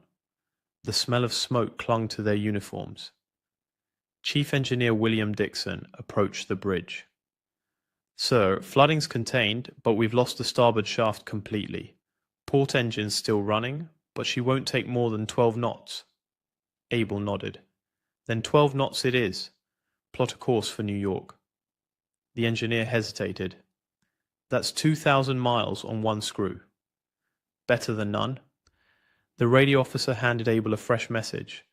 Confirmation that USS Block Island and her escort group would rendezvous within hours. The carrier's aircraft had been the ones that spotted U-66 in the first place. They'd provide cover on the long, limping voyage home. Abel stepped to the bridge wing. The sea breeze was warm, thick with diesel and salt. Behind him, his men were tending to the wounded Germans, offering water, cigarettes, blankets. Some of the prisoners stared at the Americans in disbelief, as though unable to comprehend kindness so soon after bloodshed. A boatswain's mate whispered to another, "You ever think you'd fight Krauts with coffee mugs?" The other man laughed weakly. "Hell, I didn't think I'd live to drink from one again." By noon, Buckley was steaming eastward at 12 knots, her patched hull groaning, her deck streaked with soot. The Atlantic stretched endless and empty ahead. The battle was over. The journey home had only begun. At 2:16 on May 6, 1944, Lieutenant Commander Brent Isle stood on the bridge of USS Buckley as an Avenger pilot radioed urgent coordinates. German submarines surfaced 20 miles ahead west of Cape Verde Islands. Abel was 34 years old, with 11 months commanding this destroyer escort, but Buckley had never faced a U-boat this close. The submarine ahead was U-66, the seventh most successful U-boat in the entire war. 33 Allied ships sunk, over 200,000 tons sent to the bottom. Abel ordered flank speed, 23.5 knots. Buckley cut through calm Atlantic waters under bright moonlight. Perfect conditions for a surface engagement. The Avenger stayed overhead, feeding course corrections every few minutes. U-66 was recharging batteries, waiting for a supply submarine. She'd been at sea since mid-January, nearly 4 months without resupply. Her crew was exhausted, low on fuel, desperate. At 0308, 3 red flares shot up from the submarine. Recognition signal. The Germans thought Buckley was their supply boat. Abel held fire, kept closing. 4,000 yards became 3,000, 2,000. The gamble worked until U-66's lookouts realized their mistake. A torpedo launched. Buckley turned hard left. The fish passed down the starboard side, missing by yards. At 0320, Abel opened fire. First salvo from the 3-inch guns hit U-66 forward of the conning tower. Direct hit. The submarine's deck gun was knocked out. All of Buckley's weapons engaged, 3 in, 40mm, 20mm. The U-boat returned fire with machine guns, but most rounds went high. Buckley's gunners hammered the conning tower, hit after hit. At 0324, U-66 fired another torpedo from her stern tubes. Abel saw it coming, turned hard right. The torpedo crossed ahead of Buckley's bow. Close. The range closed to 20 yards. Parallel course. Point-blank fire raked U-66 from stem to stern. The submarine's conning tower was on fire. Germans were visible through the flames trying to fight back, but Buckley's guns were overwhelming. 105 rounds of 3-inch shells, 2,700 rounds of 20mm, 418 rounds of 40mm, all in 16 minutes. What happens when a destroyer escort runs out of distance to shoot? Please hit the like button. It helps others discover these stories and subscribe. Back to Abil's decision at 0329. At 0329, Abel made a choice no destroyer escort commander had made in modern naval warfare. Hard right rudder ram the submarine. Buckley's bow rolled up onto U-66's foresail and stayed there. The two vessels locked together, steel grinding against steel. Then Germans started climbing out of the conning tower. Some carried pistols, some had knives. They swarmed onto Buckley's forecastle. The Americans thought they were being boarded. What happened next hadn't occurred in the United States Navy for over a century. Hand to hand, combat on the deck of a warship. Buckley's crew grabbed whatever they could find. Thompson submachine guns, M1911 pistols, rifles. But when those ran empty, sailors fought with fists, with 3-inch shell casings, with coffee mugs from the galley. One German made it inside the ship, reached the wardrobe. A steward's mate beat him back with a coffee pot. The fight lasted 2 minutes. Germans fell, Americans fell. Klaus Herbig, U-66's first officer, led the boarding party from behind the anchor windlass. He was trying to create a diversion, give his captain time to break free, but there were too many Americans, too much firepower. Herbig and his men shouted for surrender. Abel ordered engines reversed. Buckley backed away from U-66, leaving 5 armed Germans on deck. They were subdued immediately, but U-66 wasn't finished. The submarine came around under power, aimed directly at Buckley's starboard side. At 0335, she struck. The collision tore open Buckley's engine room, sheared off the starboard propeller shaft, twisted the stern. 16 minutes from first shot to sinking. Buckley's crew had just fought the only hand-to-hand battle on a US warship in World War II. 36 German survivors floated in the water, but Abel's ship was crippled, engine room flooded, 1 propeller gone, and they were 550 miles from the nearest port. The engine room was flooding. Water poured through the gaping hole U-66 had torn in Buckley's starboard side. Chief engineer reported the damage at 0345. Starboard shaft completely severed. Flooding contained but spreading. Port engine still functional. Abel had one propeller and 550 miles of Atlantic Ocean between his crippled ship and safety. But 36 Germans were in the water, some wounded, some in shock, all of them enemies 5 minutes ago. Abel ordered rescue operations. Buckley's crew pulled survivors aboard one by one, no hesitation. The same men who just fought hand to hand now hauled exhausted U-boat sailors from the Atlantic. Naval tradition. You save lives first, settle scores later. The rescued Germans were in bad shape. Many had burns from the fires inside U-66. Some had gunshot wounds from the close quarters fight. Others were simply broken. 4 months at sea, watching their submarine die beneath them, they were transferred to USS Block Island, the escort carrier whose aircraft had found U-66 in the first place. 24 German sailors went down with their boat, including Overlieutenant Zersgaard Jausen, U-66's commander. He stayed at his post until the end. U-66 had been a scourge of the Atlantic. Her record spoke for itself. 33 merchant ships sunk across 9 war patrols, over 200,000 gross registered tons, 8 American vessels among them. On January 16, 1942, she torpedoed the Canadian passenger liner Lady Hawkins. 246 people died. Civilians, Navy personnel, most never found. U-66 was one of 5 U-boats that launched Operation Drumbeat, the devastating attack on American coastal shipping in early 1942. Now she was gone, sunk by a destroyer escort that weighed 1,400 tons to U-66's 154. Sunk by a captain who'd been in command less than a year. Sunk in a fight that ended with coffee mugs and fists. The irony wasn't lost on anyone.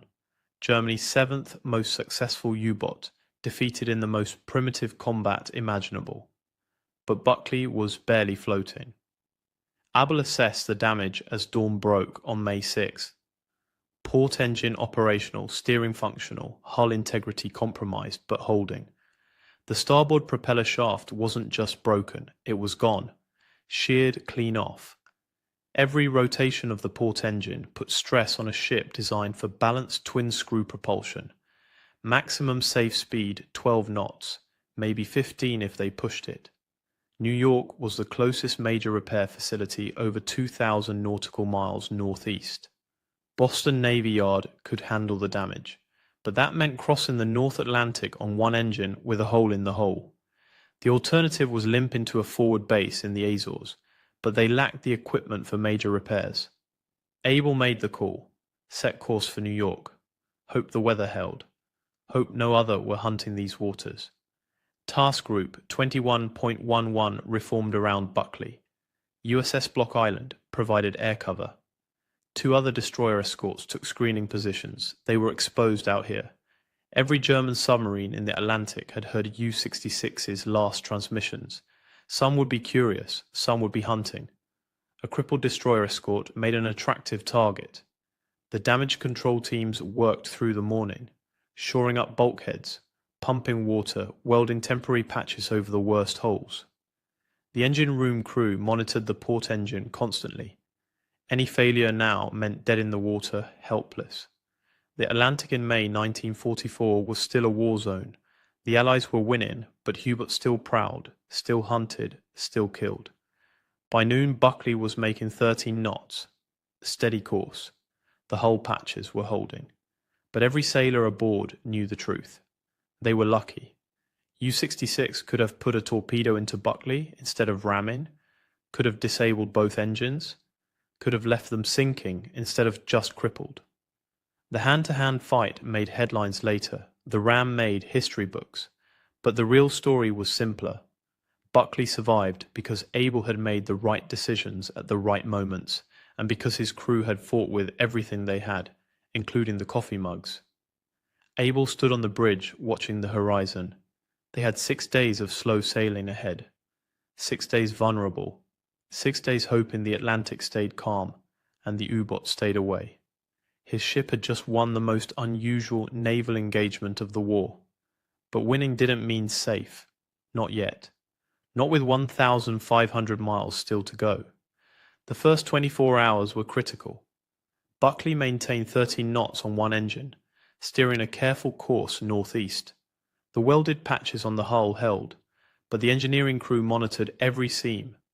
One failure could flood compartments faster than pumps could handle. The Atlantic was calm. No swells over 6 feet. That was luck.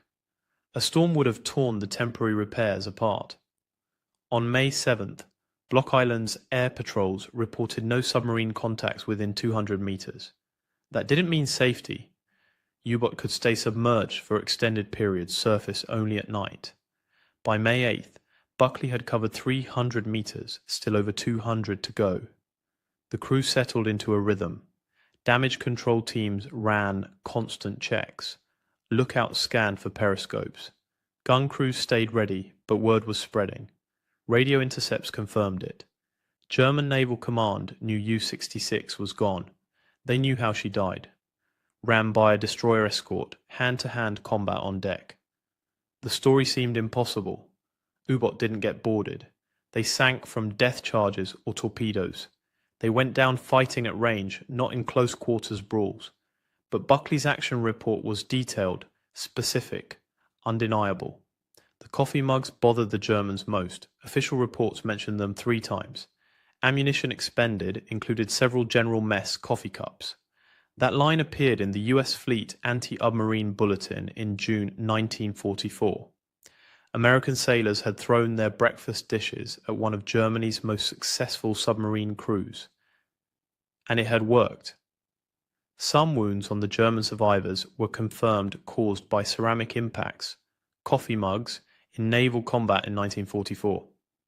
The hand-to-hand fighting lasted approximately 2 minutes. According to Buckley's action report, but those 2 minutes rewrote assumptions about modern naval warfare. Small arms fire accounted for 300 rounds of .045 caliber from M1911 pistols, 60 rounds of .30 caliber from rifles, 30 rounds of double buckshot from shotguns. Thompson submachine guns added more. But the close quarters weapons, fists, shell casings, coffee equipment, those were what made the story unforgettable. One detail stood out in the survivor interrogations. Klaus Herbig, U-66's first officer, had led the boarding attempt knowing it was hopeless.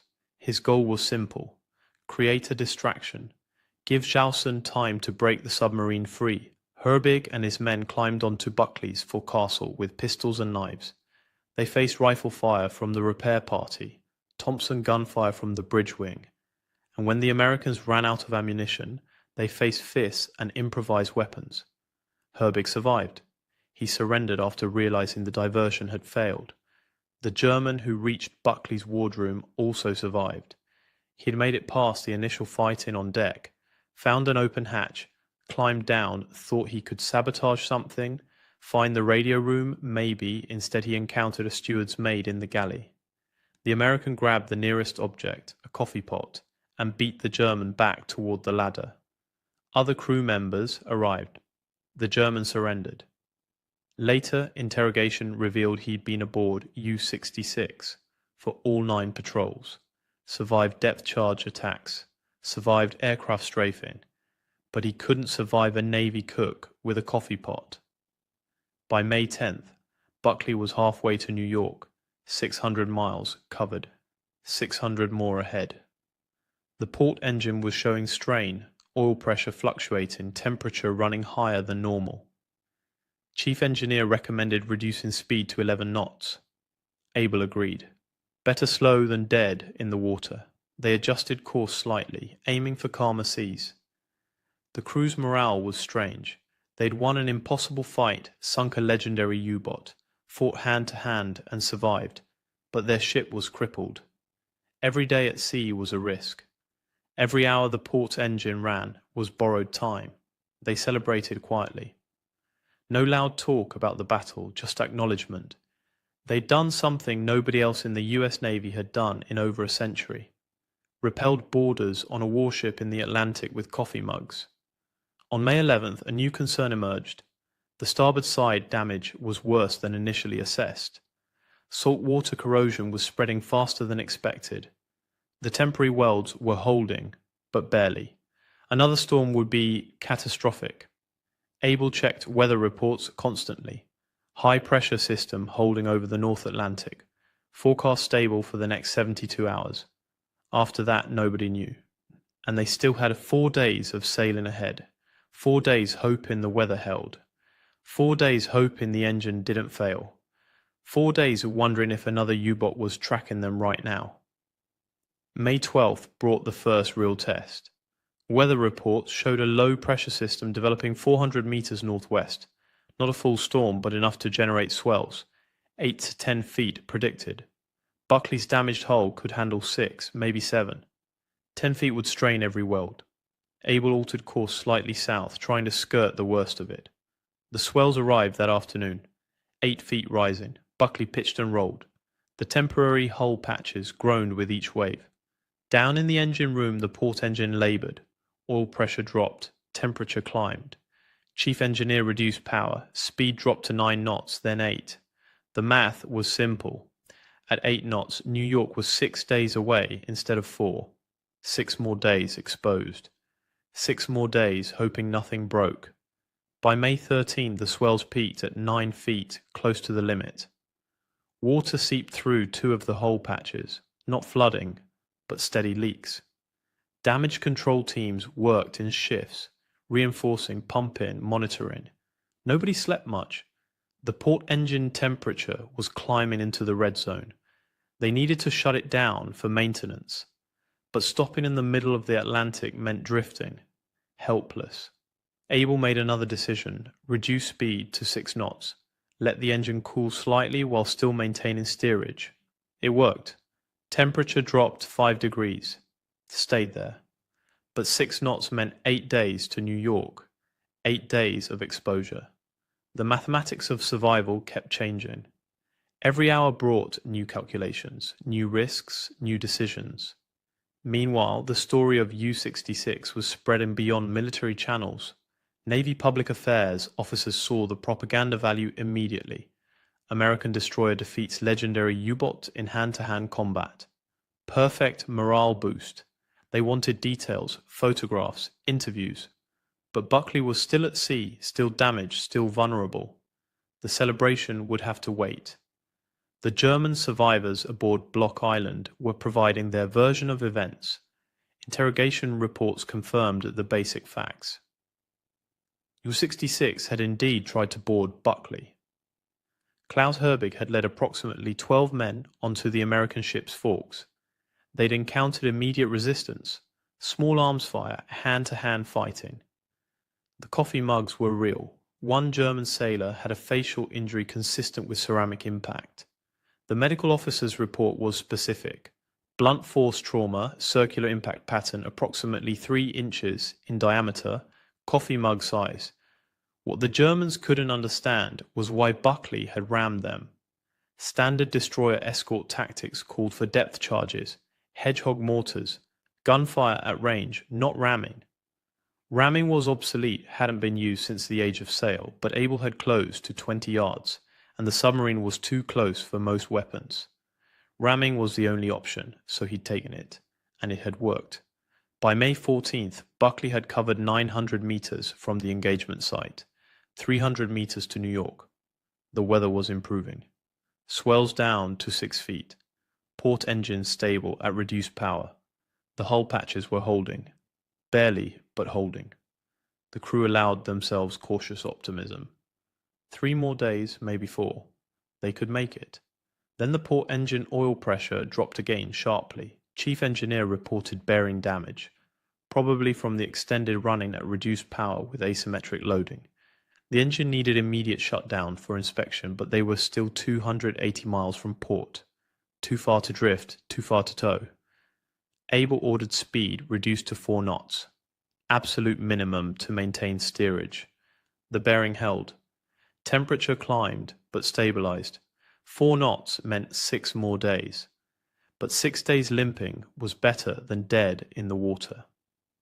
On May 15th, Block Island's air patrols detected a submarine contact 70 miles south of Buckley's position, possibly U-boat, possibly hunting. The contact submerged before aircraft could attack. Direction uncertain. Could be heading toward Buckley. Could be heading away. Nobody knew. And Buckley was making 4 knots. A surface U-boat could do 18. If it was hunting the destroyer escort, Buckley couldn't run, couldn't maneuver, could barely defend herself.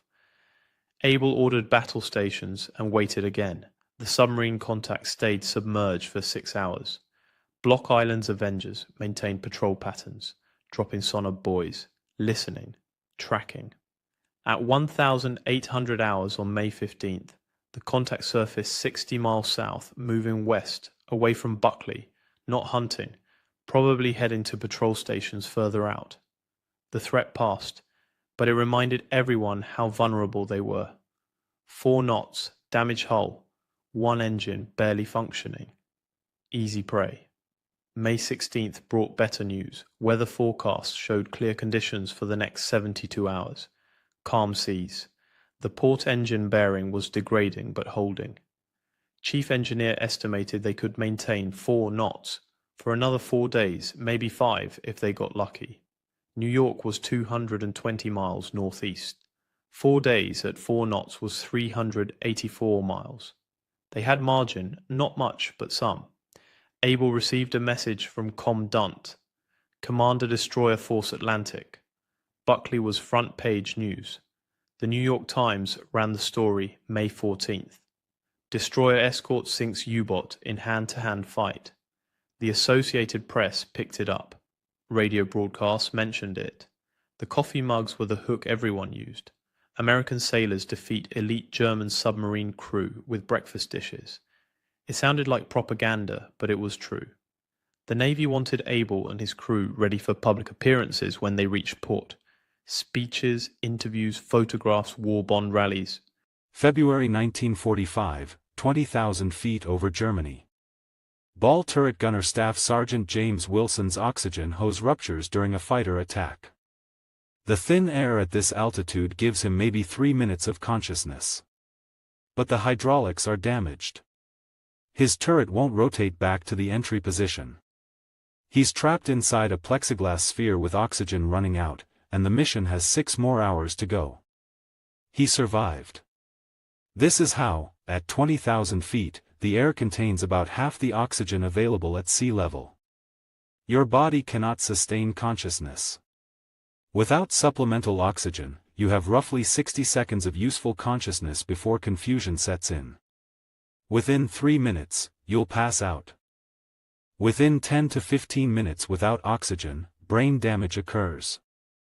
Within 30 minutes, you're dead. Ball turret gunners depended entirely on oxygen supplied through a hose running from the aircraft's main system down through the narrow tunnel into the turret. The hose had to be long enough to allow the turret to rotate fully. But length made it vulnerable. Combat damage, sharp movements, or equipment failures could rupture or disconnect it. The emergency backup was a small oxygen bottle mounted inside the turret, a walk-around bottle designed to give you maybe 10 to 15 minutes of air if your main hose failed. Just enough time to get the turret rotated back to the exit position. Crawl out and connect to another oxygen source in the main fuselage, but Wilson's turret wouldn't rotate. The hydraulic lines that powered turret movement had been hit by the same flak burst that ruptured his oxygen hose.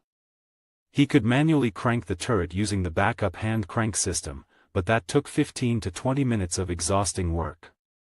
His emergency bottle had maybe 12 minutes of oxygen. The math didn't work. Here's what made his situation even worse. The rest of the crew couldn't help him. The ball turret was a completely isolated position. Nobody could reach him from inside the aircraft while he was in the turret. To get him out, the turret had to rotate to align the entry hatch with the fuselage opening. Without hydraulics, only he could crank it into position from inside. If he passed out from oxygen deprivation while trying to hand crank the turret, he would die in that sphere and nobody could reach him, Wilson had one advantage most ball turret gunners didn't have: he'd grown up at high altitude in Colorado. His body had adapted to function on less oxygen than someone raised at sea level. This physiological adaptation, called hypoxic tolerance, meant he could potentially remain conscious slightly longer than the typical 3-minute window at 20,000 feet, but he also knew something critical from his training: oxygen deprivation affects your judgment before you lose consciousness. Hypoxia makes you confused, impairs decision-making, and creates euphoria that makes you think everything is fine even as you're dying. Hypoxia kills you by making you too confused to save yourself. Wilson made a split-second decision that violated every instinct.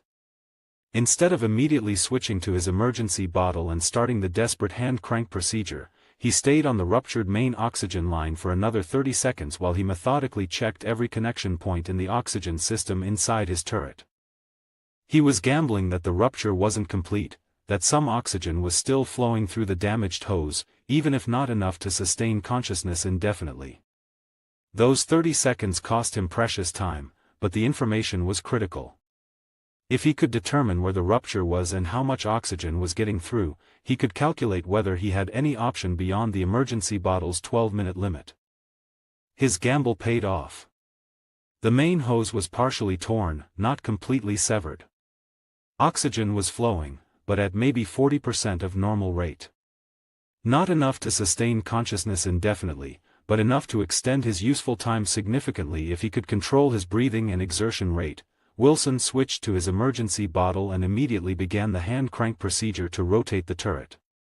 But instead of cranking frantically, which would have burned through oxygen faster, he cranked slowly and deliberately.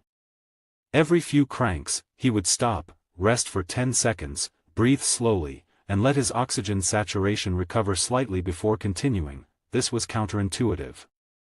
Every instinct screamed to crank as fast as possible before the oxygen ran out. But Wilson understood the physiology. Exertion burns oxygen. Panic breathing burns oxygen. Slow, controlled effort conserves oxygen. He was betting that slow progress with efficient oxygen use would get him further than fast progress with rapid oxygen depletion. After 8 minutes of careful hand cranking, Wilson had rotated the turret about 60 degrees, roughly halfway to the exit position. His emergency bottle gauge showed less than 3 minutes of oxygen remaining. The math was obvious. He couldn't complete the rotation before his oxygen ran out. He faced an impossible choice. Option 1, continue hand cranking until his emergency bottle ran out, then switch back to the partially ruptured main oxygen line and hope the reduced oxygen flow would sustain consciousness long enough to complete the rotation. The risk was passing out from hypoxia before reaching the exit position. Option 2, stop cranking now, switch back to the main hose, breathe the reduced oxygen flow, and wait for the aircraft to descend to lower altitude where the thin air wouldn't require supplemental oxygen. The risk was the mission might not descend for hours, and gradual oxygen deprivation would eventually cause him to pass out anyway. Wilson chose a third option nobody had trained him for. He used his emergency bottle to buy himself a detailed assessment of his exact physical state. He checked his pulse, elevated but not dangerously high. He checked his mental clarity by doing math calculations in his head, still functioning. He checked his field of vision, no tunneling yet. He was hypoxic, but not critically so. He switched back to the main line with the partial flow. The reduced oxygen hit him immediately, slight dizziness, a feeling of breathlessness. But he remained conscious. He resumed hand cranking, even slower now, stopping every 3 cranks to rest and breathe. His calculated bet was that the partial oxygen flow plus his hypoxic tolerance plus carefully controlled exertion would keep him conscious just long enough to complete the rotation. The crew and the main fuselage had no idea what was happening. Wilson's intercom connection had been damaged along with the oxygen and hydraulics. They knew his turret was stuck because they could see it hadn't returned to the stowed position. They assumed he was manually cranking it but had no way to know about his oxygen situation. At the 14-minute mark, Wilson felt euphoria beginning, the classic sign of severe hypoxia. His brain, starved for oxygen, was creating false feelings of well-being. This was the danger point. Hypoxic euphoria kills pilots and climbers regularly because it makes you feel fine even as you're dying, but Wilson recognized it. That recognition meant he still had enough brain function to override the false signals. He forced himself to keep cranking. 3 cranks, rest, breathe. 3 cranks, rest, breathe. His vision started tunneling, peripheral vision darkening. Another classic hypoxia symptom. He was maybe 60 seconds from losing consciousness. At 16 minutes, the turret clicked into position. The entry hatch aligned with the fuselage opening. Wilson unstrapped, disconnected from the main oxygen line, and crawled through the hatch on pure adrenaline with maybe 15 seconds of consciousness remaining. Hands grabbed him from inside the fuselage, pulled him through, slammed an oxygen mask on his face connected to the main aircraft system. Wilson regained full consciousness after about 2 minutes on good oxygen. Medical check when they landed showed no permanent damage. His calculated risk-taking and physiological understanding had saved his life.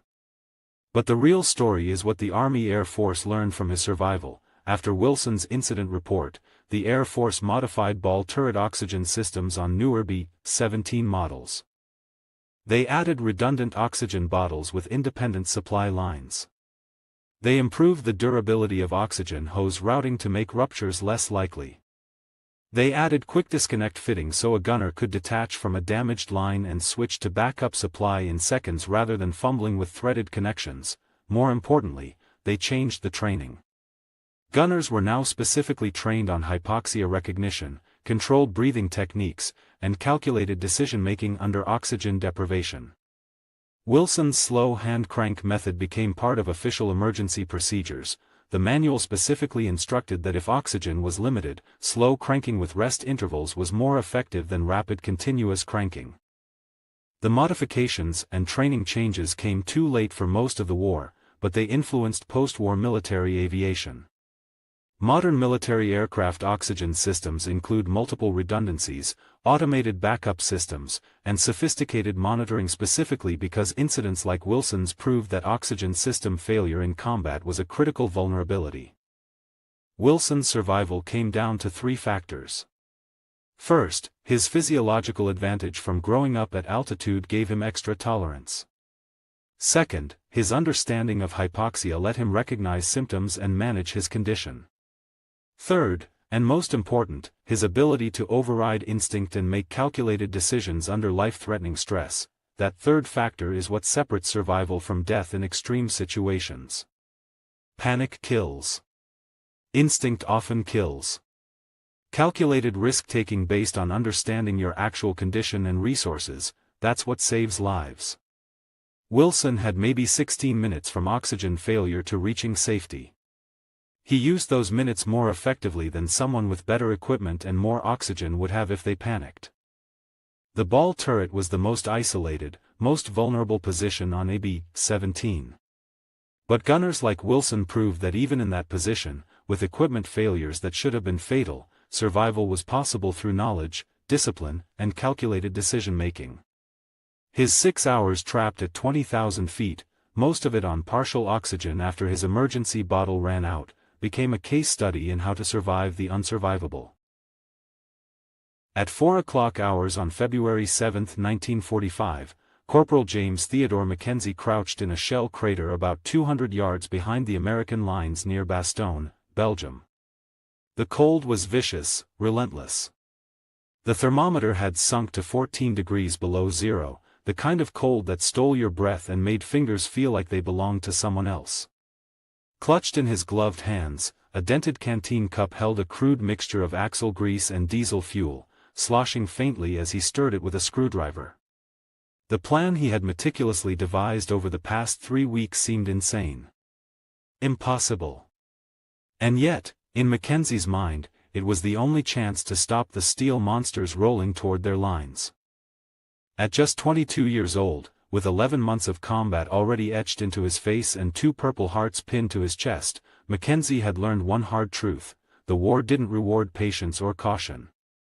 It rewarded ingenuity, decisiveness, and a willingness to embrace risk when everything else had failed. He had watched the German Tiger tanks in horror over the past month. The monstrous vehicles, with frontal armor up to 180 mm thick, shrugged off bazooka rounds like mere irritations. American tank destroyers could barely dent them, and Sherman crews, well, Mackenzie had seen them wiped out, one after another, their tanks shredded before they even had a chance to aim properly. Behind him, Sergeant Frank Holloway shifted uneasily, arms crossed, eyes scanning the horizon as though willing the younger man's plan to dissolve into common sense. "You're wasting your time, Mac," Holloway said, his voice a rasp against the frozen wind. "We need you on the machine gun, not playing chemist with kitchen supplies." Mackenzie didn't look up. He'd been thinking about this for weeks. Ever since he had seen a Tiger tank casually shrug off 6 bazooka rounds in a matter of seconds, he had begun to calculate alternatives.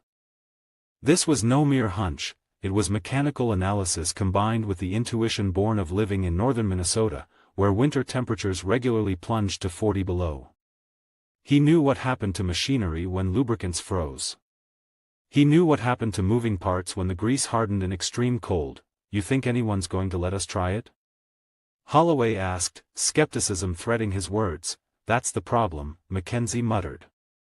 He glanced down at the mixture in the canteen cup. "We don't need permission. We need results." The Battle of the Bulge had been raging for 53 brutal days, with the Germans pressing their advantage, sending wave after wave of infantry and armor toward the American positions. Intelligence reports had warned of an 8 Tiger push aimed directly at their sector. If even half reached their positions, it could mean death for the entire company. Mackenzie's mind played through the statistics as he stirred the mixture again. 1 Tiger could destroy 5 Shermans before taking significant damage. That math was not just brutal, it was lethal. And the German crews knew it. The Americans knew it. Morale was bleeding out, one mangled foxhole at a time. For days ago, Mackenzie had witnessed the horrifying precision of these armored behemoths. A Tiger had parked itself 300 yards from their line, seemingly invincible. For 2 hours, it methodically demolished machine gun nests, mortar pits, and supply dumps, each shot a calculated message of dominance. When it finally withdrew, 14 American soldiers lay dead, forward positions flattened. That night, huddled in his frostbitten cot, Mackenzie began thinking about axle grease. Now, Holloway's skeptical eyes were fixed on the dented canteen. "And you plan to do what, exactly? Pour it into the turret?" "No," Mackenzie said, finally lifting his gaze. "I'll spray it on the turret ring." Holloway's brow furrowed. "You're insane. That gap's tiny. That's the bearing, the turret bearing.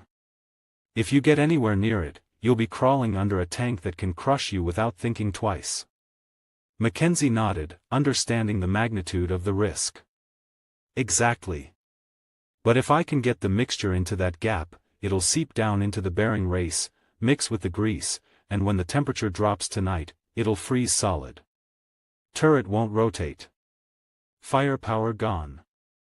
1 tank neutralized. Maybe more, if the cold does its work." The sergeant shook his head, staring at the ruined landscape, the frozen bodies and splintered wood of American defenses. "You'd have to get within 10 yards of a Tiger. Stay there long enough to coat the turret ring while German infantry sweeps the area. You'd have to survive. And then, pray it works. You'd be gone before anyone knew you were there."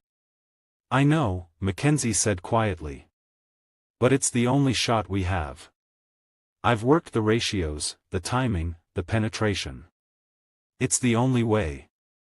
Holloway sighed, the wind cutting across the crater. "Get your supplies ready. Move at 0600. German armor usually hits at 0730. That gives you 90 minutes. By 5:45, Mackenzie moved through the pre-dawn darkness, carrying his rifle, 4 glass bottles filled with the frozen grease mixture, and a hand-pump spray canister liberated from the battalion aid station. The American forward line was 200 yards ahead. Beyond that, no man's land stretched another 300 yards toward the German positions. He needed cover along the expected Tiger advance route.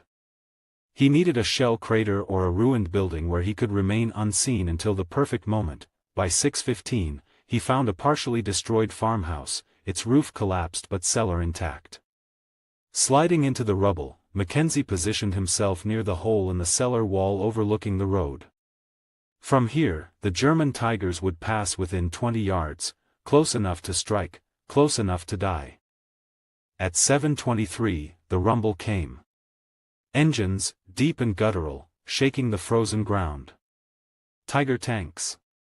Maybach HL-230 engines, 12 cylinders, 690 horsepower, pushing 56 tons at 24 miles per hour on roads, slower cross-country.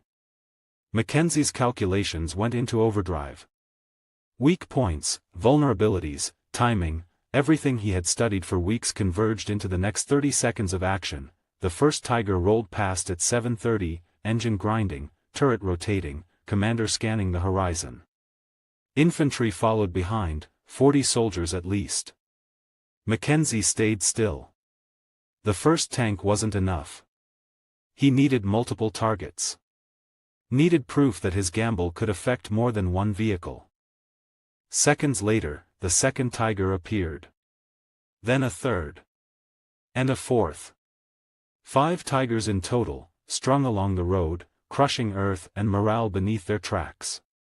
Mackenzie counted them carefully, noting speed, distance, and the dispersion of infantry.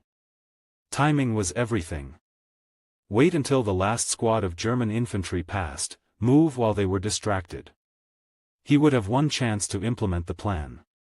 One chance to alter the course of the attack. Creeping out of the cellar, Mackenzie carried his spray canister, moving low through the broken terrain. 50 yards. 40. 30. 20. The Tiger's engine roared, covering his movements. 10 yards. Exhaust hot on his face.